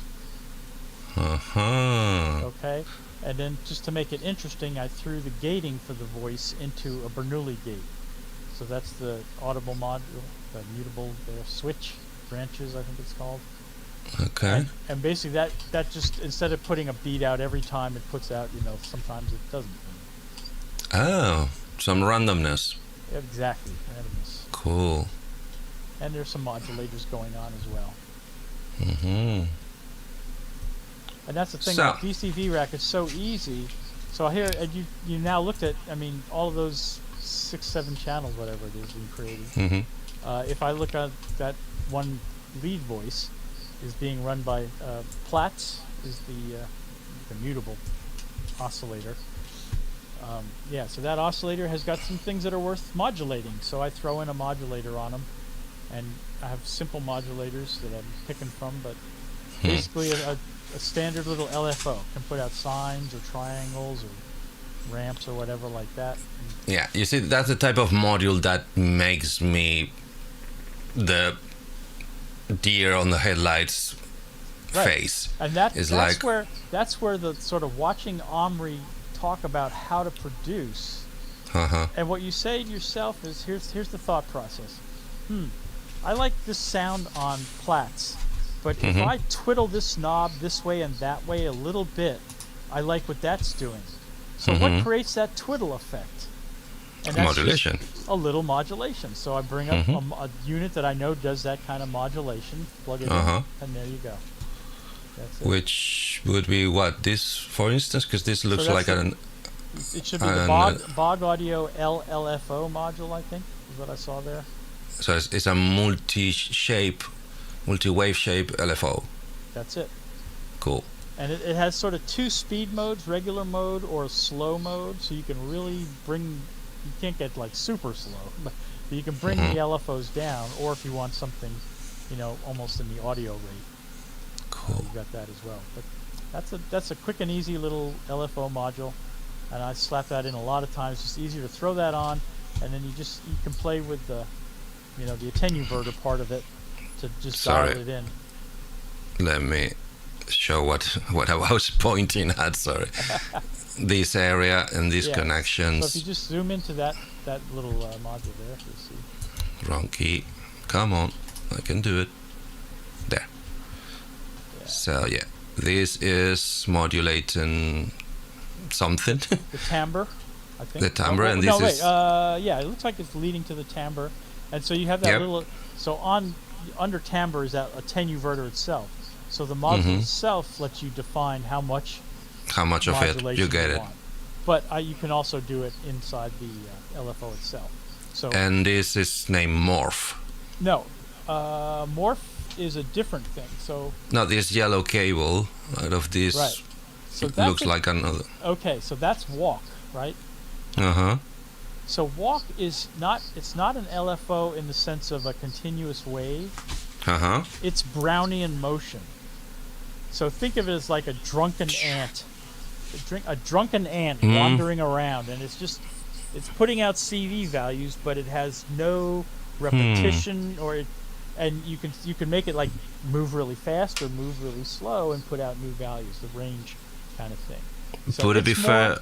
It's like fair a to really random. You think of it as more random than So- an LFO is putting out Yeah, controlled random. a repetition, but this Yep, is more. right. Is closer to sample and hold on noise. Exactly. Okay. Except that sample and hold noise should, potentially give you full spectrum of values, right? There's no saying narrow down. So walk has a narrowing down. Your rate says, okay, only get outside From here this- to here, yeah, for here to here. and Next fill step. your boots. Right now, Good. keep going, but it's slowly, or else you can have it be wild. That's it. Cool. And Awesome. and better yet, so Bog Audio have that, but they also have a two-dimensional version of walk. So now you have an XY plot going through, and you can also, as an output value, you can calculate the offset difference between them, the angle offset. So But it's not in this patch, is it? I don't have it in that patch, but I use Okay. that a lot too, and it's in my template patch. If we get to that, it'll be there as well. So these are but basically two types of modulation on that one module. One is driving the morph, and the other is driving the timbre. So it would be this for the timbre and this for the morph. Yep. Cool. And what do we have down here? Okay, so down here is my auxiliary sends, and this mixer we're using, the Mind Meld mixer, is just like the most incredible mixer in existence. That one. Yes, that one. So he's got an 8-channel and a 16-channel version, Uh-huh. and what makes them incredible is like the things that we call mutes, they can turn into fades. And turning mutes into fades for production, especially of electronic ambient, is like, oh my god, night and day. So Yes. So those 4 modules are hung off of the auxiliary sends, and I use Debriatis as a distortion saturation, so I like that one as a quick and easy kind of gain booster. And it's applied to... So anything that has row A, a knob set to it, it's being sent to Debriatis. Oh, okay. For Okay. any of the channels, just on an So auxiliary bus. There's a I little, get it. there's a quarter of it on the kick. There's a lot more on the snare. I'm seeing about, 40% on the next one, etc., like that. With this... No, it's kick, these are snare. sourcers. Right. So that's the kick and the snare. Yeah. Channels 1 and 2, Uh-huh. and I have them panned a little offset. And and so they're both going into Debriatis, and so on. Okay. So, Okay, and then you have, and so there's Surge XT chorus. So basically, Cool. I have saturation distortion, then a chorus, yep. then a delay, chronoblob stereo delay, Okay. and finally plateau is a plate reverb.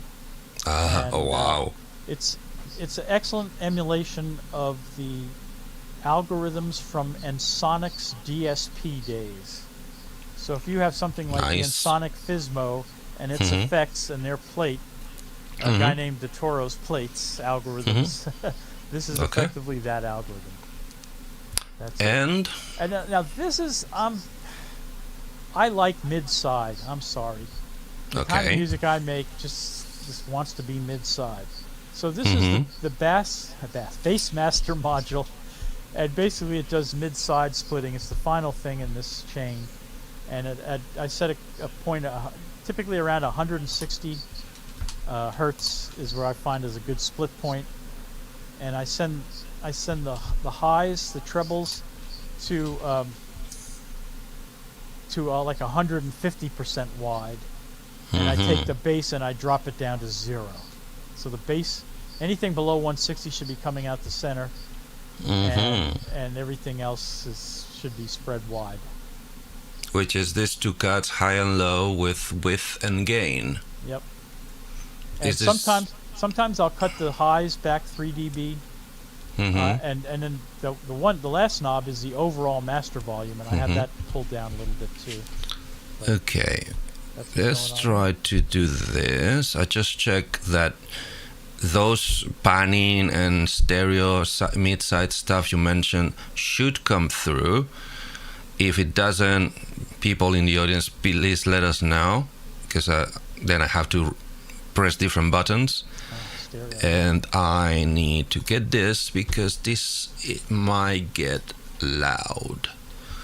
So, well, this final module here is the output, which is that's coming audio to my virtual mixer. There we go.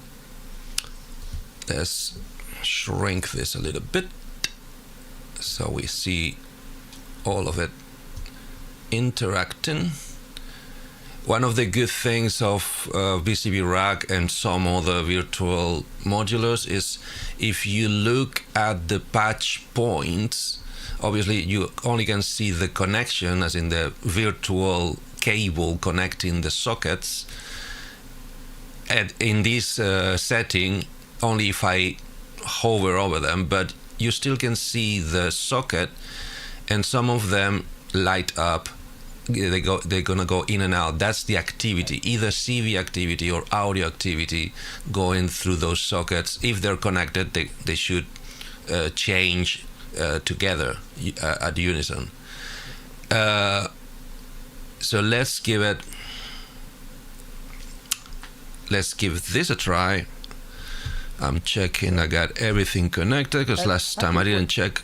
Hey, Yes. Real quick, what you might do is mute all of the channels individually, Okay. Want to bring in one by and one? then bring them in one by one.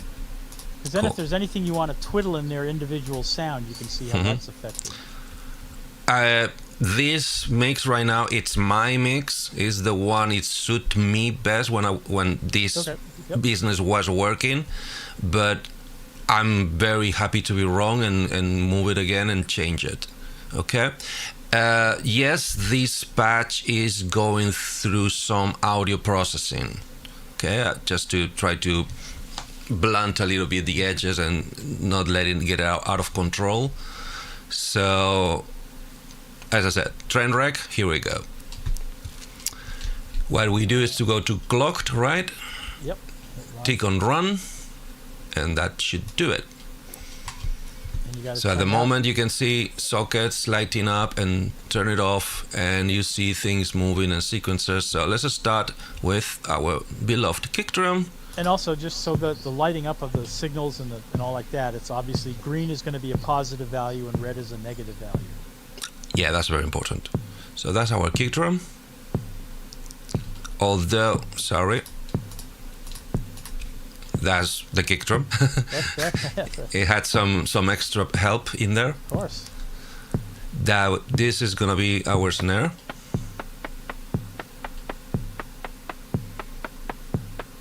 Okay, very nice. Now we go for the bass. Bass sound.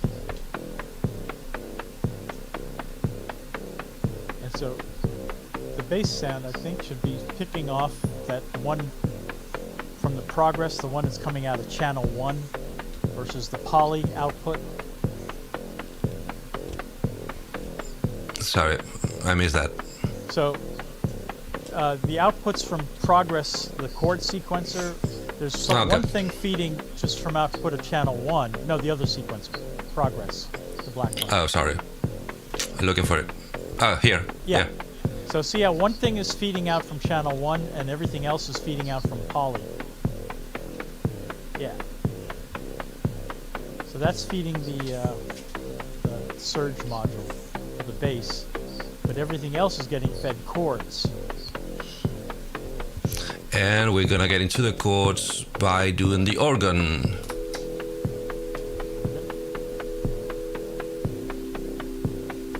Which is following. So that's kind of Sorry, can anybody see? Okay, yes, you can see. So it's following these box patterns. The one turning red is the one playing at the time. Can you hear us and the music, or should we change the mix of anything? Anybody out there? Cool. That's our organ. Now we got the string section.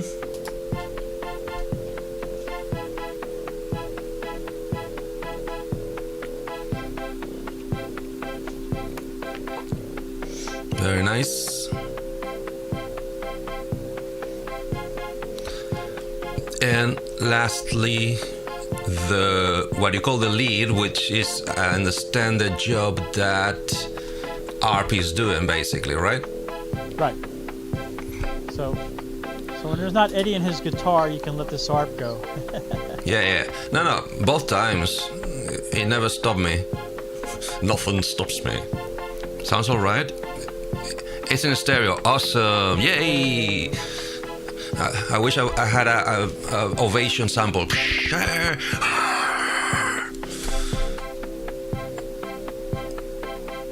And it's very nice stereo. Cool. Very nice job. Hey, Ace of Stripe. Welcome to the train wreck. Tomorrow quad. Hell yeah. Bring it on. So, on top of this patch. Quad very nicely.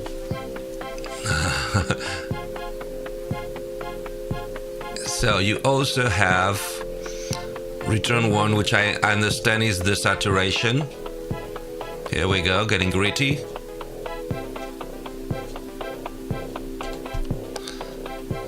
Aux B, I assume, is gonna be the reverb or the chorus. That was the chorus.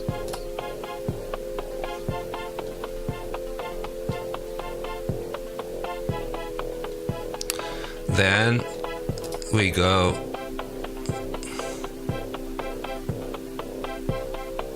Oh, what would be this one? The delay. Uh-oh. The delay, I guess. Yep, delay, chronoblob. And finally, beautiful plate reverb. Can I make a little advertisement real quick? I got an Yes. ad last week from Perfect Circuit. They now have hardware chronoblobs again. And they had them on You sale. mean They had this them one? on yeah, that guy. Awesome. So that's a company called All Right Devices that were originally hardware, and then they came into VCV. And they were actually manufactured by, I believe it was WMD, Weapons of Mass Destruction. You know, make modules for other makers like that. Yeah. And they went under with when, you know, chips and stuff became unavailable. They basically had to fold, so All Right Devices folded.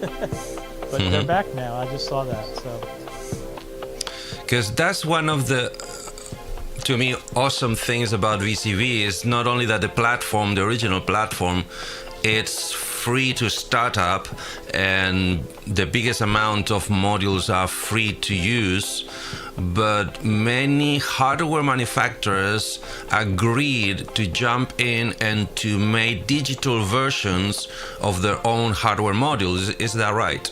oh yes, there's I'm going to say hundreds of modules that are basically clones of the company's hardware, and some companies, like, I'm going to say they're pretty much all in. Anything they make, they're going to come out with a VCV version. And the I big totally one, of understand. course, is Audible, right? So Audible is Mutable Instruments, Yes. and they were cloned. But companies like Bifaco, ALM Busy, 4MS have, I don't know if they don't have pretty much all their modules. There's one thing they said they can't for this technology can't be put into VCV, but yeah, there's a lot of manufacturers, and it's a good way to get experience with those modules if you're thinking about buying something too. So.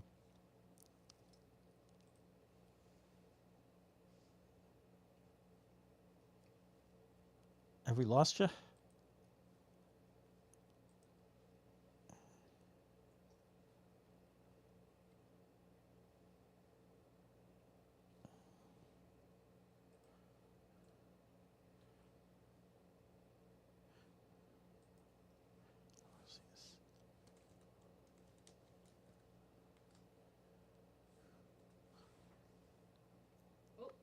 Whoop. I'm here. Hey guys, can you hear me?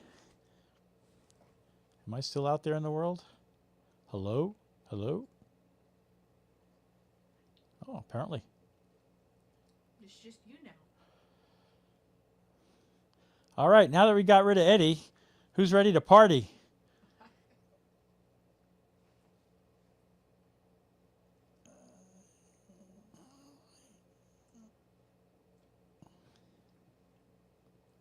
Guess what? What? I am back. Ah, Did you leave, or it was just me, right? hide the hookers and booze, everybody. He's back. The fun is over. So yeah, that's my computer saying I'm not playing ball anymore. Well, no, in fact, no, the computer is fine. It's just my Chromie internet said bye-bye. But luckily I'm back, and luckily you explain everything to everybody. So, it was sounding right, was it? It was looking right, and it just dropped, right? Yeah, that was it. Cool. So, let's try again, shall we? Let's just start all over from the top. Let's share. Yes. Let's share window. I need to share the window. For that, I need a window to share. And this is gonna be it. And this is gonna be back. Yay! Back on business. They live. They live. Sometimes. So, as you heard, it's a very, very nice patch. Obviously, it's just a portion of a song. It was meant just to give me a cushioning or a pad, a background, so I could do try some lead work over it. And for that purpose is this little thing that we have commented. Give me a second. Nope, the other way. The other way. Here is my. This is what I. Is apportation a word? Is that even English? No. What I brought into the table. This is my. Although. My addition. Thank you. Although this is totally guided by Mr. Chrome. He told me what to use because I have no freaking clue to do a specific job, which is, and I'm gonna try just for shits and giggles to show you that it's playing up, and that's why I'm not gonna be able to perform, monkey. So, where is this and where did I put it? The main thing is this top row here. Oh, yeah. And kind of in the middle, you have this MIDI to CV module. This one. The hope was to have that receive the signal from the Behringer PP-1. Yep. And then produce pitch and gate into These VCV two things here. Right. These two oscillators. Those are two copies of a simple VCO, Bog Audio LVCO. Mm-hmm. And you can select what waveforms you want to have, but Mm-hmm. you're basically just doubling your pitch, and then Your gate. I would choose a sawtooth and a pulse, a narrow pulse apparently, be- all right. because that's the square wave. Can you see the pointer? Can, That's yeah, the square wave. sort of hard to see much, but if you can zoom in a little more, you can maybe see I can try. I can definitely try. that module. Or here's another trick: if you right-click on those module on one of them Right click. and go to Panel, and then down about 3/4 down, and then Gotcha. Dark. Choose Dark. Oh, okay. Is that more readable? More contrast? I don't know. Me neither. It's the same to me. 6 to 1. So So now you can these tell little left from right. There you go.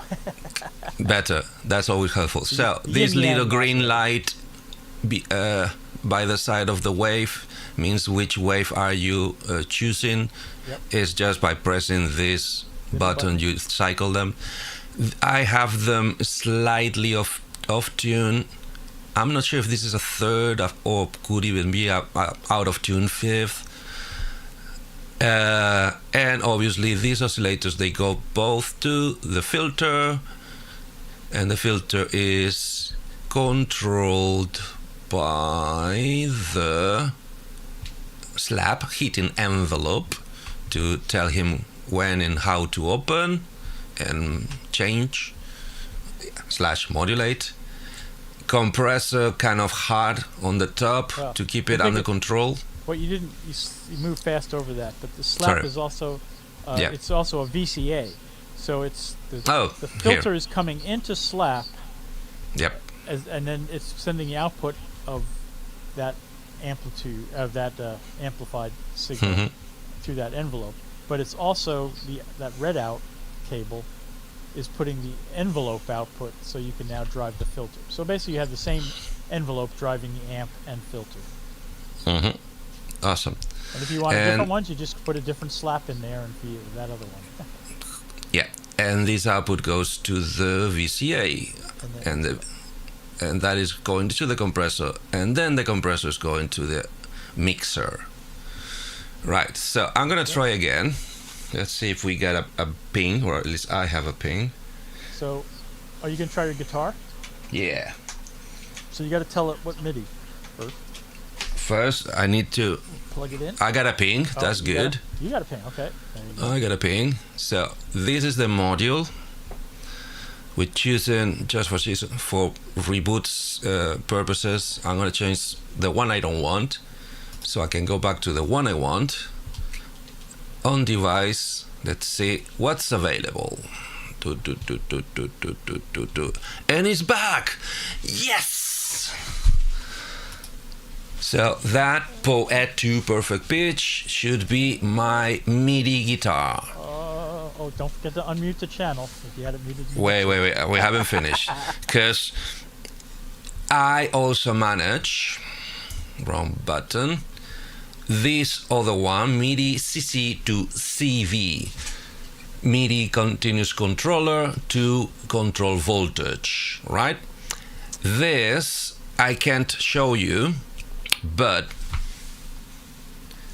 underneath the desk where my feet are, because I'm sitting at a desk, underneath the desk, I have 4 expression pedals that are sending voltage to a voltage to MIDI converter, which is sending the MIDI to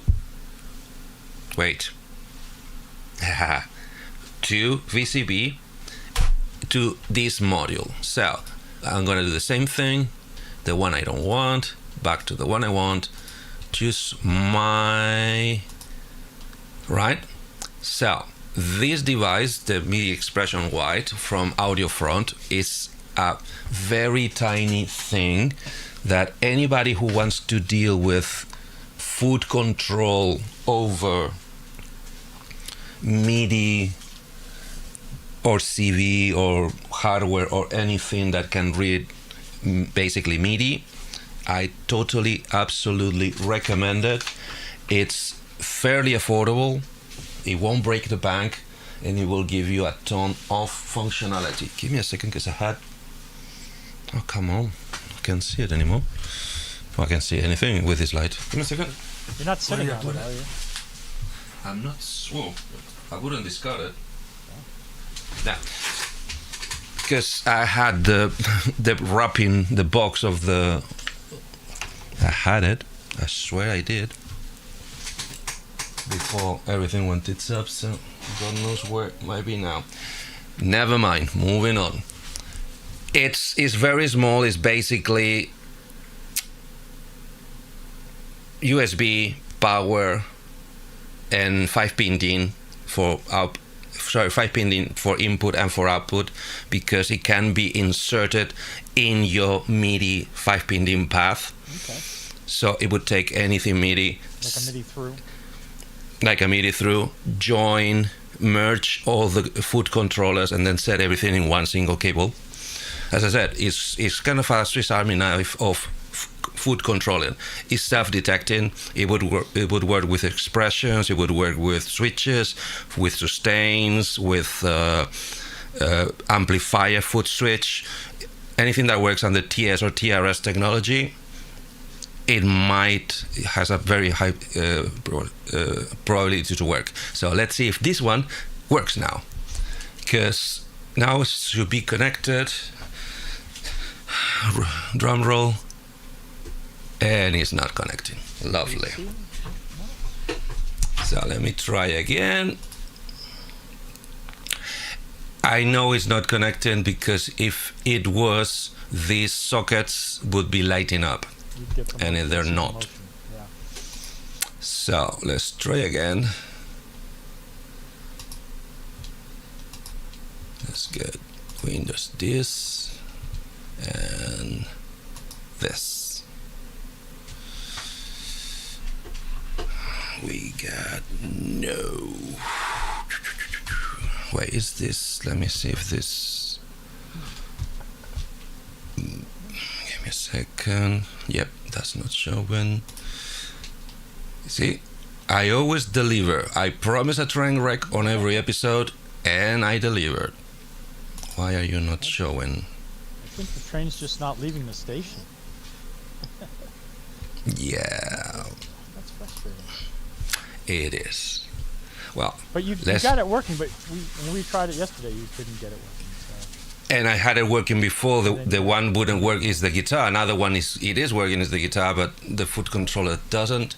Let me try one thing. This is gonna go away. VCV is gonna go away for a second. Okay. Oh, it's not? Great, awesome. Love it when computers do better than I do, because I might need to do this. Exactly, it's gone. Although it's not really gone. Why are you not? I don't want to change that, so let's leave that for another time, because that's a secondary. That was the cherry on top. It's not so, and for that purpose I have those foot controllers controlling parameters of the lead patch, including the volume.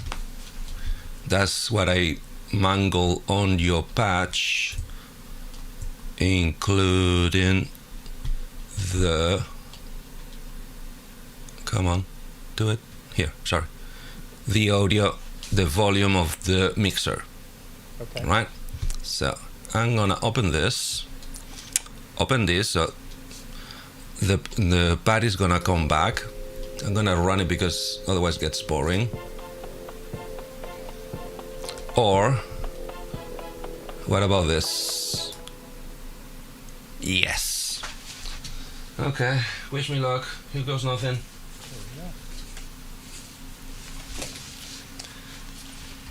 Let me try to do a little explaining. So this is the little baby today.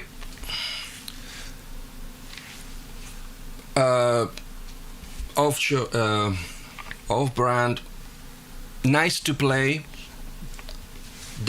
Shiny. Doesn't hurt too much of the sound. It's not, obviously it's not a Fender Telecaster, and definitely not a vintage one, but for this purpose does the job. Hence that's the only Fender you're gonna see today.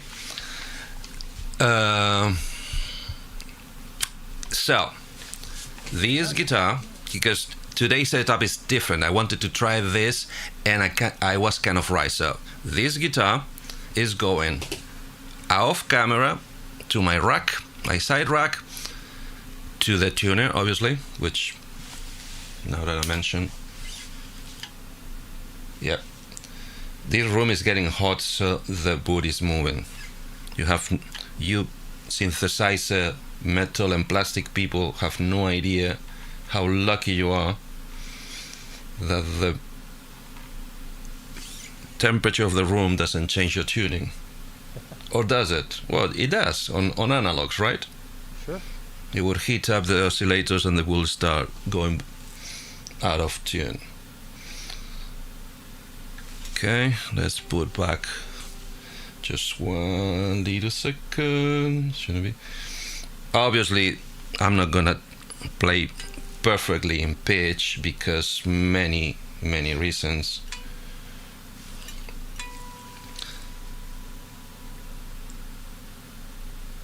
Among others, because I need to practice and write expressly to purposely play the right notes. But it's gonna be just enough. As in jazz music. Jazzy. Okay. Cool. So Are we ready? guitar going to the tuner going into a DI box. That's why today I'm connecting the XLR out of the DI box, which is basically dropping the impedance, balancing the signal, and boosting it a little bit. And that's how I finally managed, I don't know if you can see, to get the gain of the input below full. Because if you remember, every time I try to plug any other guitar, with exception of the active basses, I have to always crank the gain all the way, even in high C mode. Uh-oh. Background noise to fight the signal, so helps a tad on the detection. And shrink me out. Shrink. So let's see. Great. Disconnected. It should. You're freaking kidding me. Okay. I probably sung victory too soon. Now you said you had the pedal controlling the channel. Yeah, but it's not volume. Look at the output. It's not volume.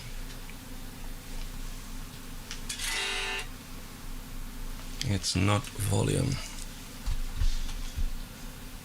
Because it's not coming anything. So let's try one last time before I give up.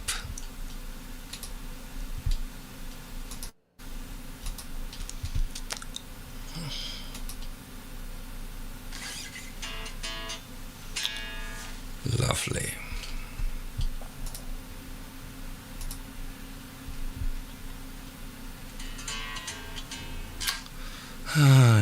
Yeah. Oh, wait a second. I don't think that's gonna be the difference, is it? No. No, in fact, that's not it. We tried that, but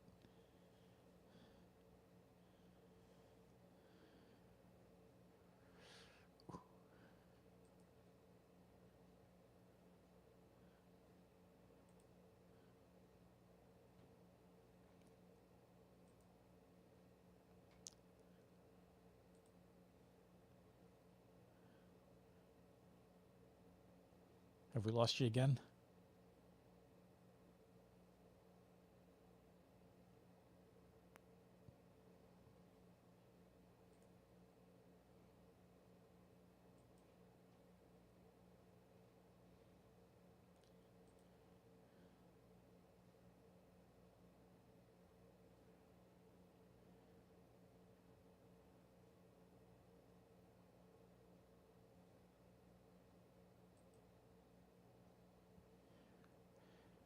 Oh, we've locked up again. Dang.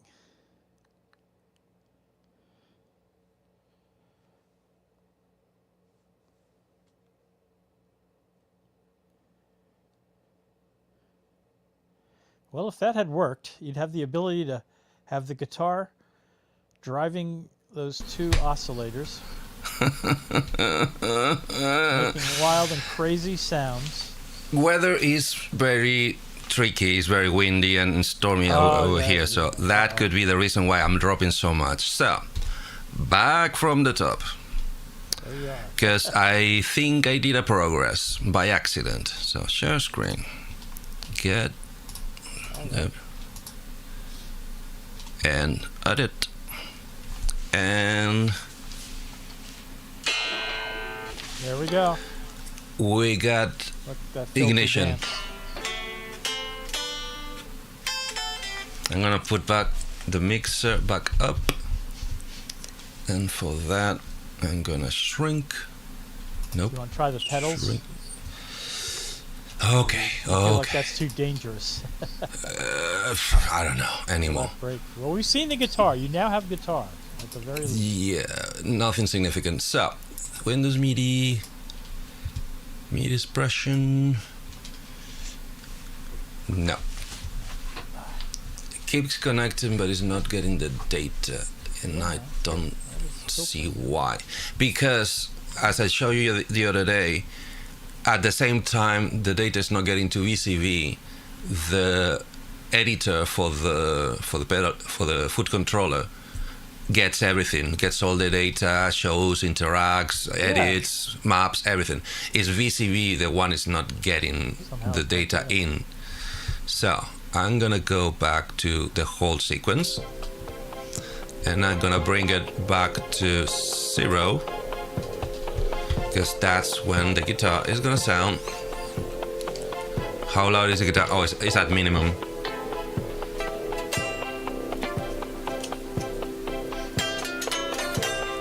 Because one of the controls was basically the foot controller.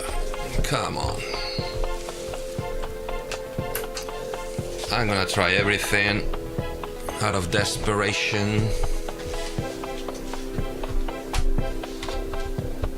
Because I need the volume.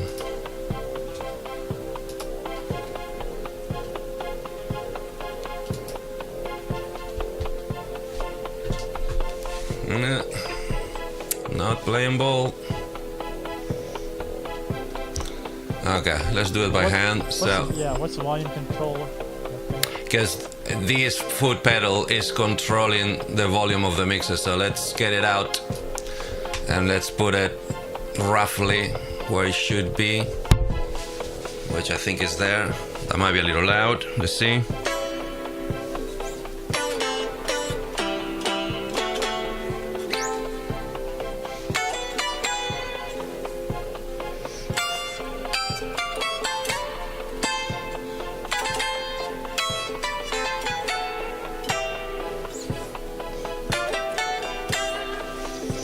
And gonna do the same thing with the other parameters that I was modulating with the foots, which is sustain.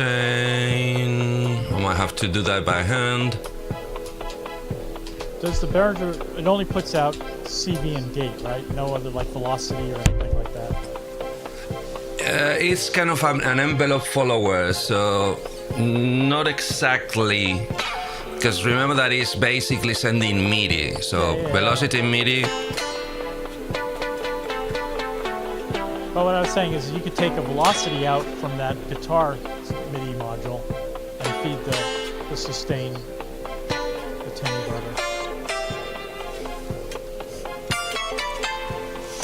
So then what I'm gonna do by hand Or you could do it with just a gate even. is to raise that. I was also controlled by foot, because that I like the change of this sound.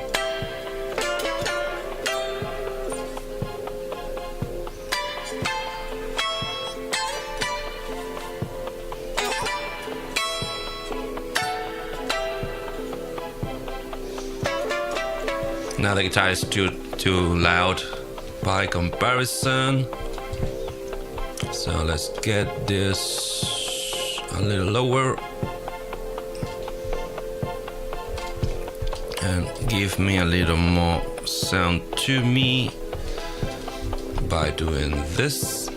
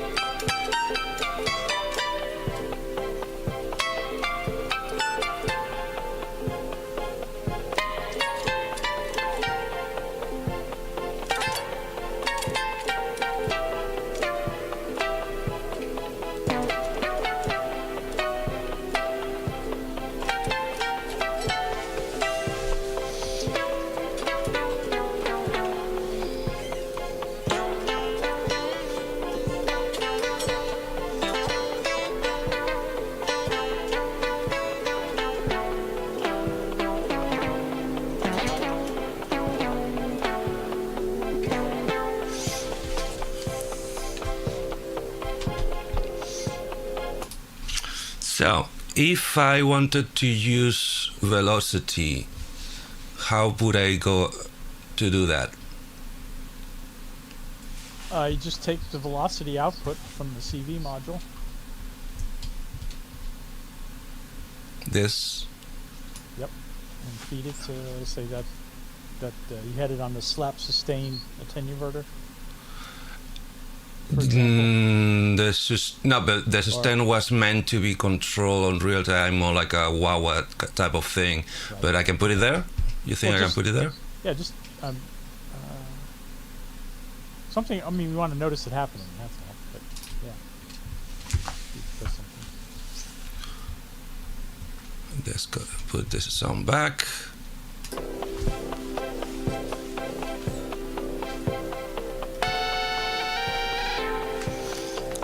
It might be too drastic, so let's not get that carried away. Halfway.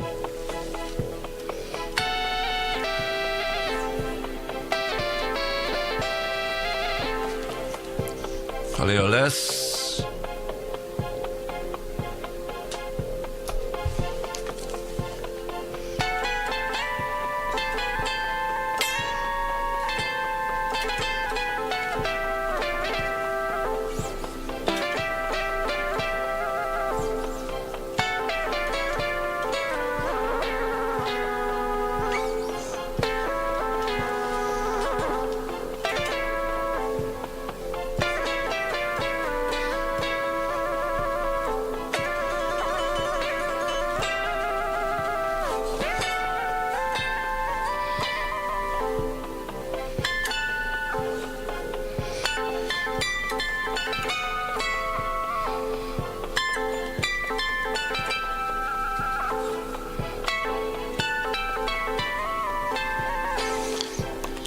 I had an idea.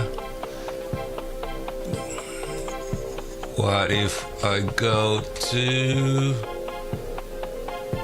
I think this is resonance. Is it?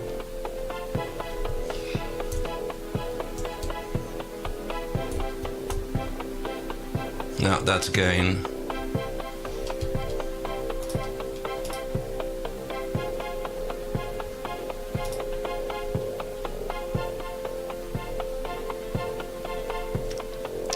Wait, I had resonance being modulated.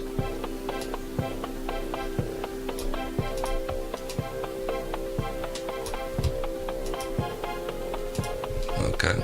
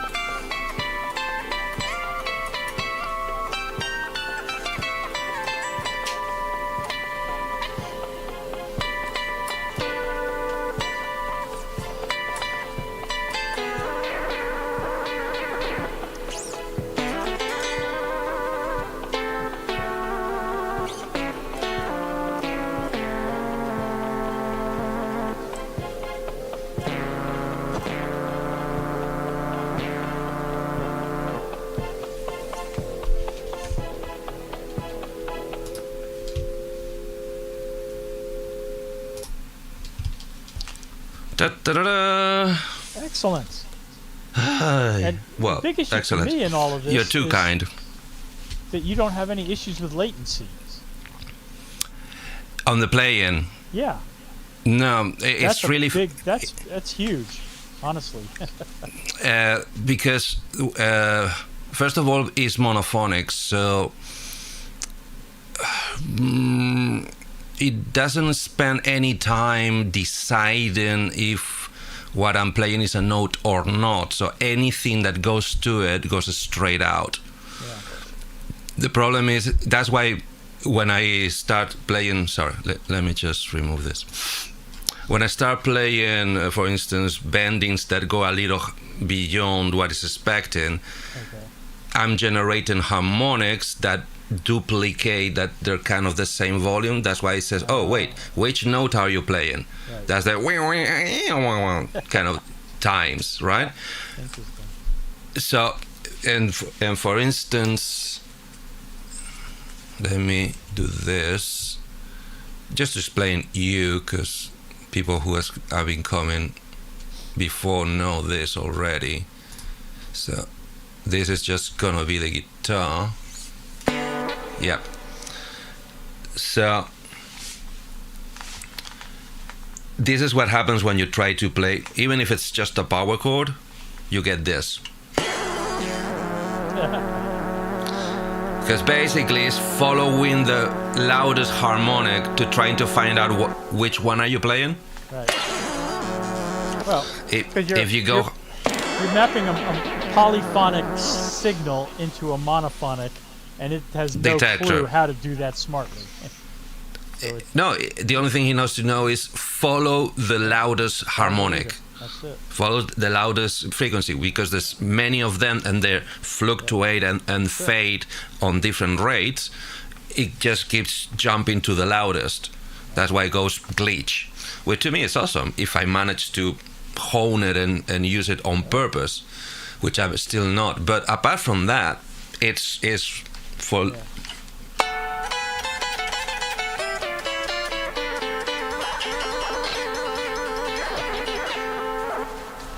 it's really crazy. Even it can follow even bendings.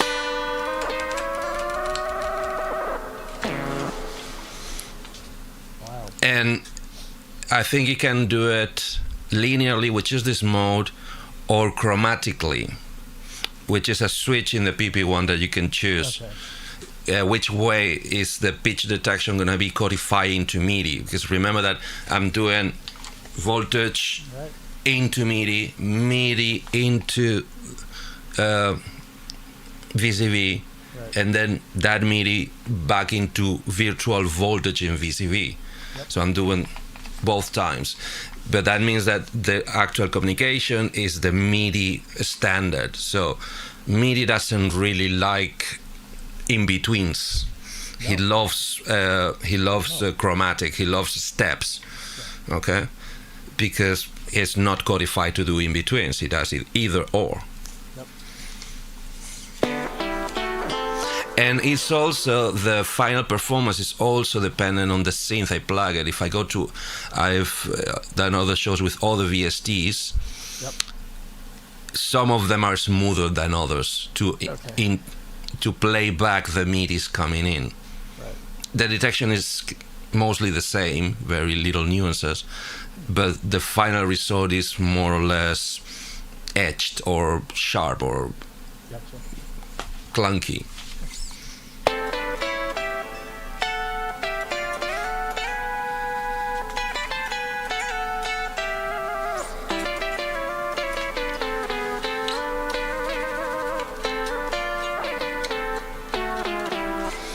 This is other thing that makes it go berserk. Not that one.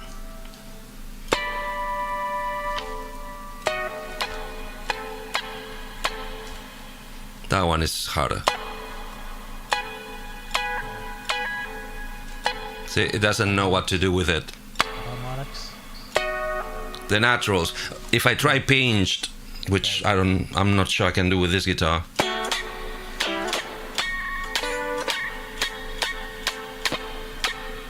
it detects the pitch difference, but then is the envelope following side that because it's gone so faint. Pinch harmonics works on rock and metal because the tube amplifier compresses the pinch harmonic, which is technically way quieter, but because of the distortion, it compresses it into almost even.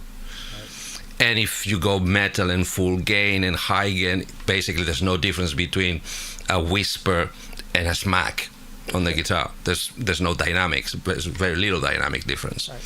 That's why you can pull all these, which there's no wah wah wah in this one. I had it on the foot, but it's not freaking playing ball.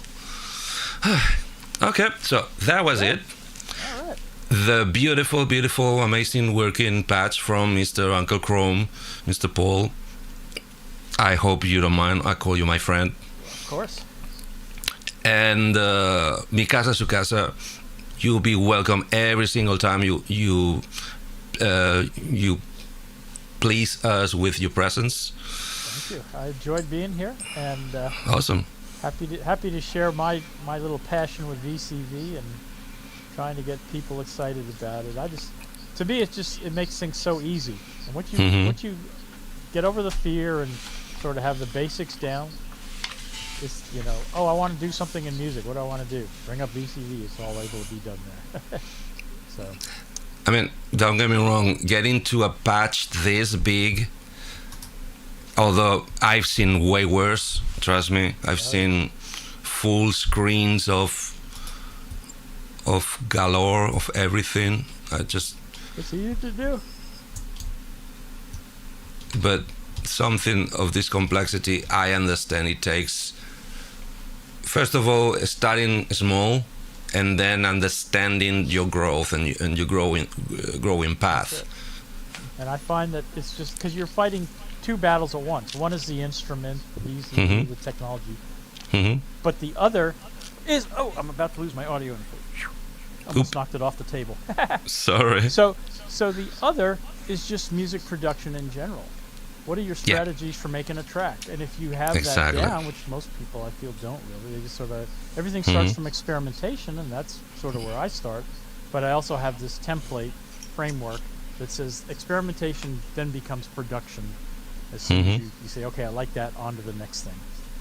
And that's where it works. I start channel one step at carve out channel 1 and then move on to channel 2 and go from there. So the one other thing is, you don't have it, and I do, Nanny, is the host and host effects modules. And they're commercial modules from VCV themselves. They're $30 for the modules. And what they do is they let you bring in VST into VCV Rack. Oh my God. Okay? And so the thing is, when you said you mentioned the VST the professional, the paid for VCV Pro, the paid for one, lets you make VCV a plugin.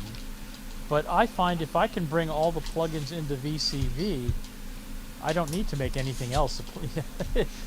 It's the DAW. Yeah. And everything you do in a DAW, right? Otherwise, all the other supporting channels of plugins and sounds you're going to do, I have the same capability. And effects as well. So I have, typically my auxiliary sends, I still keep Chronoblob and Plateau on them, but I'll also have 2 of the host effects modules, so I can bring in VST effects. Sorry. And, that's what takes it to the final level for me for music production.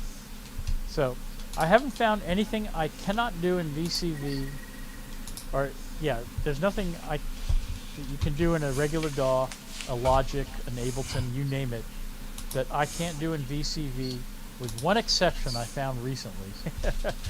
Which is? I had to go back to Reaper, and I bought every 10 years I buy a new license of Reaper, so I had to buy a new license. But I need to render a bunch of files fast.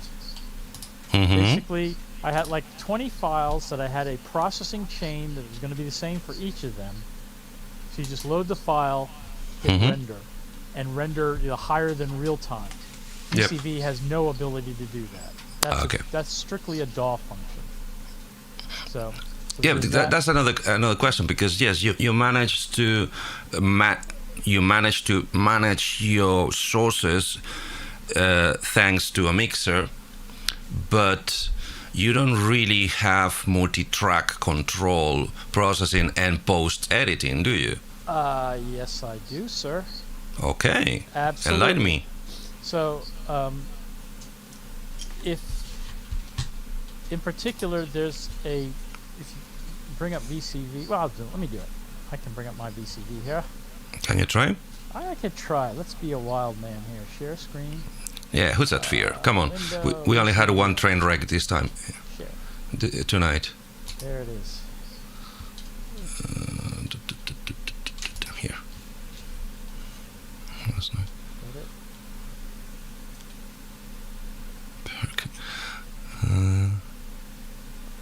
Oh, now it's up to you. Yeah.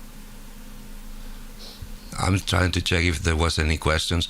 Please, if you have any questions, please go ahead and post them.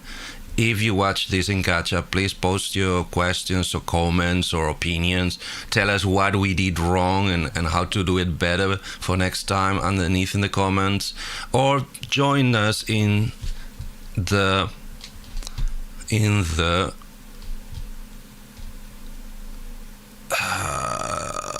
Discord. That's the one. Discord server on this address underneath my name.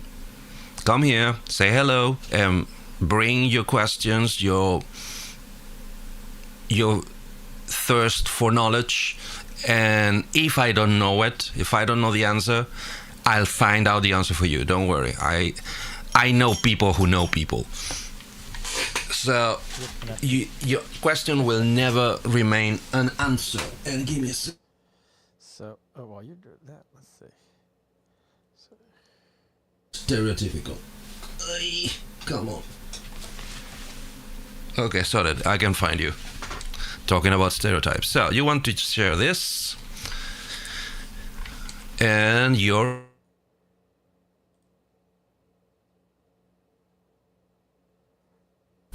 Hello? Hello. Okay. You got it there? Oh, it should be coming out. Oh, wait a minute. Oh, I'm doing the wrong thing. Okay. I don't want recording. That's the browser, by the way, people. Yeah. So that's just a portion of everything that it's in his library. Everybody has a different library because everybody decides to purchase or not purchase, add or not add, because that's another thing that is kind of good and bad, depends what is your point of view, is that the modules that will go into library are up to you to choose. So not because new models came into the platform, they're going to be automatically in your library. You need to go to the website and through their full library with all the modules, the free ones and the paid for ones, then you have to choose which ones you want to add in case you don't want to bother with modules you don't like, or you have tried and you don't want them in your library taking space or making your searches harder, although the browser is really, really amazing. So what's this module? Okay, so what we have here is two modules by Nisti, and an Italian gentleman makes incredible modules. So PolyRec is a poly recorder in. And what I typically do, so each month I host a jam session and people come here and plug in, and I have up to 32 channels or 16 stereo channels I can come into the mixer. But I take PolyRec in and I plug it into like that. And now I'm getting all of these channels as one single feed. And you can define whether it's going to be the format 3016 or 32-bit. Do you want separate WAV files or consolidated as a single WAV file? Okay, so this is your multi-track recorder. And so what I'll do is I'll save our jam, each track, as a, everybody's part is an individual waveform. So I'm going to get, I will get, if I have 8 people, I'm going to have 16 waveforms. But then on the flip side, I have another patch. So that's the recording patch. And it takes my analog audio in, feeds it into this setup and everything like that. On the flip side, I have another patch for Mixdown where I read in all of those audio tracks into this mixer or into this sampler. And I have it hooked up where I can hit play and all. So now I can play all of those tracks at once. And that lets me be my 16-track playback. Okay. If I had to do 32, Nice. I would just have to have 2 of these modules and gang them together. But it's very easy to do. And then my one last trick is I love this little button here. So I make this spew out 10 volts. And then you hook that up and then that'll make it play. And you can have another one for stop and all like that. But anyway, so that's when you want to do the actual Nice. recording of tracks or mix down, future record or playback, whatever. These are the 2 modules that make that just wonderful and easy. And I got a naughty question. okay, I'm gonna play devil's advocate here. this guy Nisty, this is just a stereo recorder. So I have this hung off the master bus, and I can just capture the stereo if I want. And that's just left and right tracks, right? Exactly. Okay. So, nasty question. Have you ever maxed out your computer on VCV? Yeah, I hang it on occasion, and this little meter up top here that's showing you the percentages. I'm going to tell you that one of the recent versions of Arturia's Pigments got up to 3,000% at some point. So Wait, you opened Pigments inside VCV? yes, that's what I said. Is I have the VST, God, So you're I- brave. so I can control Pigments, and Pigments is fine, runs fine, but that's another. It's one of the heavy software- ones. Well, it's getting heavier and heavier. Each new version is just that much more of a pig. So, Yeah. so I saw this thing like, what's going on? 3,000%. That was a record. But yeah, so right now, I mean, it's hard to really judge what this even means. I'm seeing like 37% for this guy, max or something. And it's like, well, yeah, so it doesn't really hang. But I have hung VCV, certain plugins in particular. Arturia plugins, their VST3 versions lately have been a problem for me and things like that. So it can happen. And that's all, again, your computer resources define how much you can run. So, but it happens, and you have to back out. Now with the Or meta just buy module- more, so or that buy meta a bigger module- computer. Yeah, buy a big. I like that idea too. So just to show you for that meta module real fast, come here a little territory.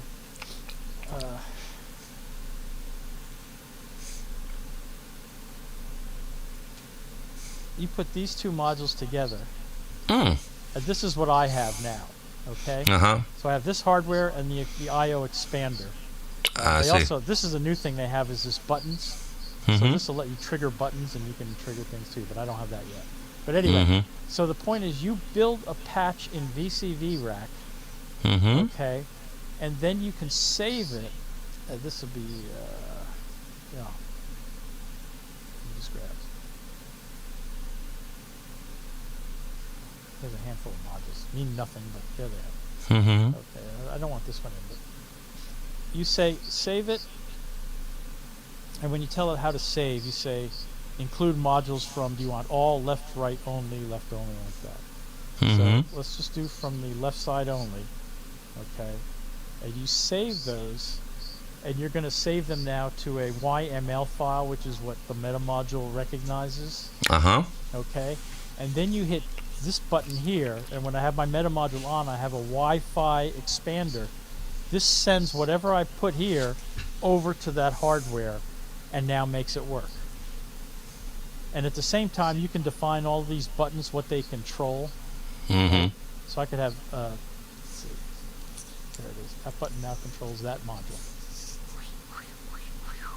And now in hardware, it will control this inside of The function of that module inside. yeah. So that's how you Amazing. bring VCV into hardware with the meta module and all like that. And you define like Cool. these are the output. You just say like, hey, I want this out. You know, what modules you bring in here. You'll say like, okay, this thing is going to output to here, or it's an input. So it's going to take an input from there. So you put a hardware input. It's now going to go through that quantizer. Cool. Now that's a hardware. You're defining that hardware connects to that. So that's the cool thing about that 4MF. Nice. Just real fast.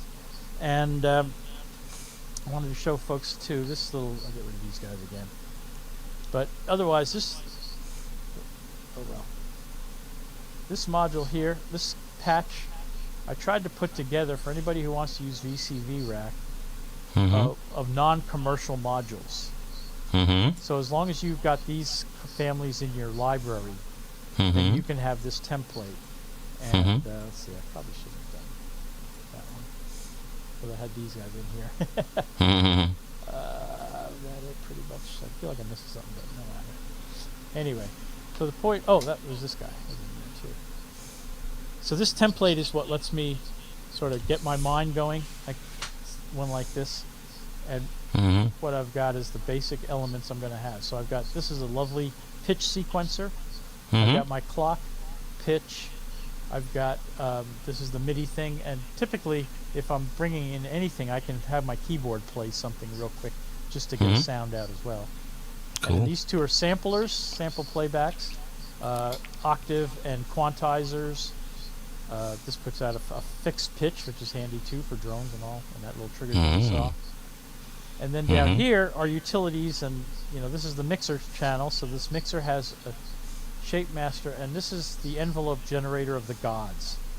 So you want to create envelopes. You want to say how long you want that envelope to last. Mess with the phase. You could distort it, whatever like that. And then you can tell it the range. So do you want it to be a unipolar or a bipolar? So for this is controlling typically like volume pans, whereas this is controlling pan modulations, things like that. Wonderful unit. So these are and then this is an EQ. So each of these channels, when you link it to the mixer. Okay, so you have to link them. Okay. Yep. So if you have a channel called Bob. Yeah. Then you now have in the mixer a channel called Bob. Called Bob. Yep. Gotcha. And I have some presets. One of the things VCV has is presets. This is my standard mixer presets. Gotta love your presets. Yep. And that's it. So that's the mixer. You start building up your tracks. Like I said, one of the cool features is you can turn fade, or you can turn. You can turn mutes into fades. By give it time on the Yep. Pick the time. So, oh my God, so wonderful. And then you have your auxiliary sends. And so then down here are my utilities that I use a lot. And one of the things when you're dealing with polyphonic cables is splitting and merging. So this is handy to split out and merge out 4 channels, or you can go to the full 16 channels. 8 verges, you want to put out a value real fast. This is great. Bernoulli gate. I told you I use that a lot, so that's got to be in my template. This one is specifically for the mixer, but it's also works with other things. But it's a polyphonic channel unmelder, so you put a poly in and you can get the individual channels back out. This is an LFO, effectively. Caudal is actually Volts has just announced he's making another run of these in hardware as well. But it has these funky models, a pendulum, the planet's motions, or fish tank, and so it's like walk. Here's a 2-dimensional walk. It's putting out sort of 2-dimensional X and Y random values, and and you can nice. But you can also take an angle output and all. So you have. There's sort of 4 nodes for each of the model, and it's kind of goofy to explain, but it's just like if you want some crazy randomness, this is great. And this module is basically, these are going to put out bipolar, -5 to +5, so if you just want 0 to 10, you run a signal through this module, and that makes the Jesus -5 Christ. +5 walk. And there's that little other LFO, I use that all the time. And this is a fun one. This is just a blank module, but I have presets, and at some point I went nutty and took all these pictures of wood, like samples of wood, and so I could make wood panels if I want or whatever. We know that synths always sound better with wood. Well, the visual aspect of VCV is important to of course. So this is my template module, and Wow. I threw it up on my Google Drive. So if you want to post that link in the chat, do you have that, Eddie? I can happily share that with anybody who wants to dive in and get a. I got a Google Drive. I just don't know how to do this. I think you could just dump it in the. Oh, are you not in the YouTube chat? Oh, in the chat, can I? Yeah, I was just gonna say in Oh. YouTube chat. So if anybody wants it,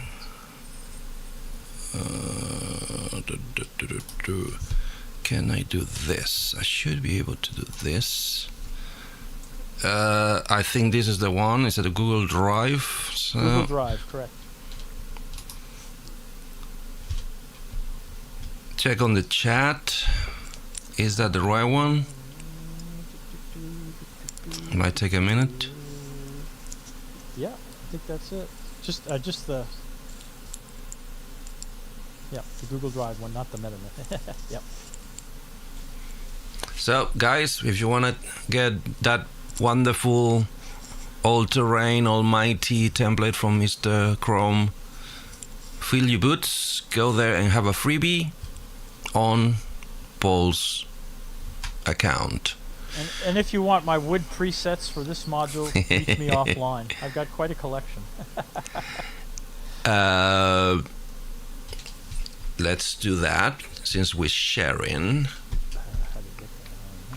Let's see if I can do this quickly.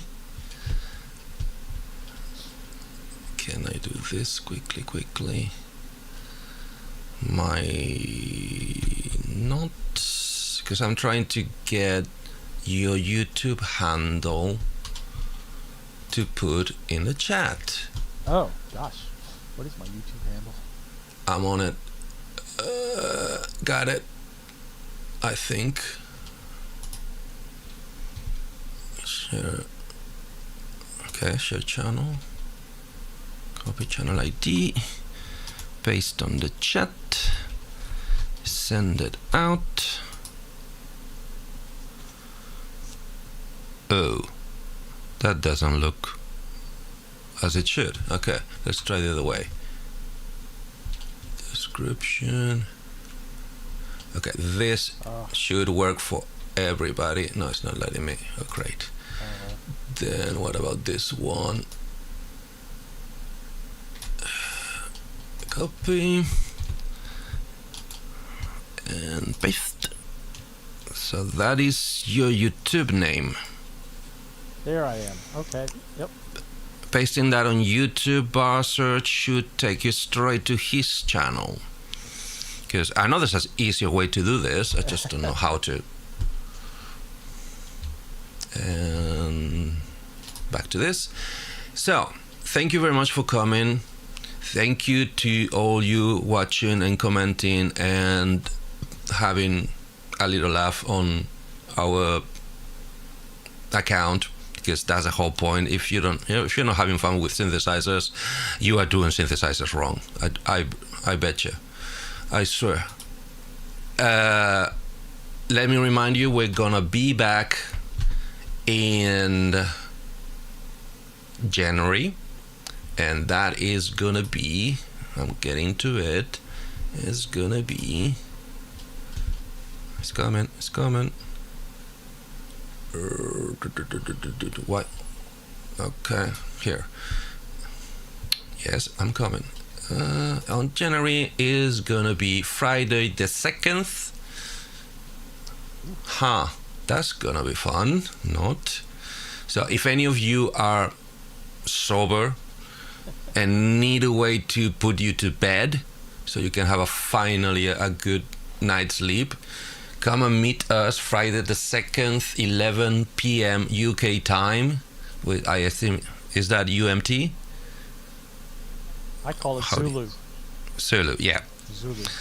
Central Global Time, because UK is the center of the universe, apparently. I'd rather be in Fraggle Rock, but hey, that's me. And we're gonna leave you with this beautiful piece of Bleepity Bloop Theater from Mr. Uncle Chrome, with a little wink and a joke inside that some of you will understand, other of you will not. All the the ones of you who are in the chat, I think you all gonna get it. Say goodbye, Mr. Chrome. Goodbye. You guys have a great one. Thanks for having me, and happy to answer any questions you guys have, and we'll see you around. See you. And this and this. Bye bye. I'll probably get snips now. Sound British, but don't say those people. Yeah, man. Is there any bus? Yeah. Can I see my Emu, if we're still tight. I used to be aware it's a lot, but let's get time shit. I think ladies and I do it, can't ignore. No, not every could the funny. We need a Mrs. The same question when I was weekend. So that's the one I say. We're just, I hope you ladies. I hope you, we're just, I say that's the one. So that weekend.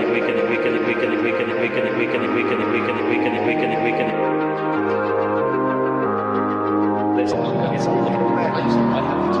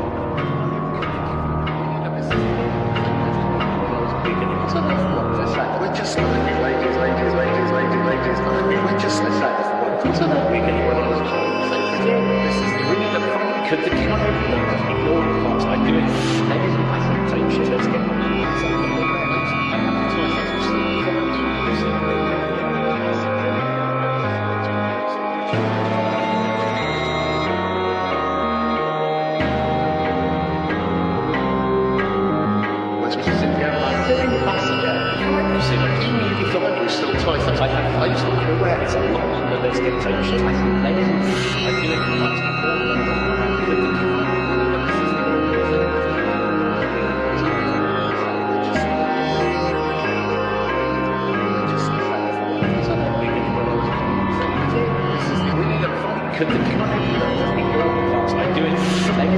Type shit. Let's get on. It's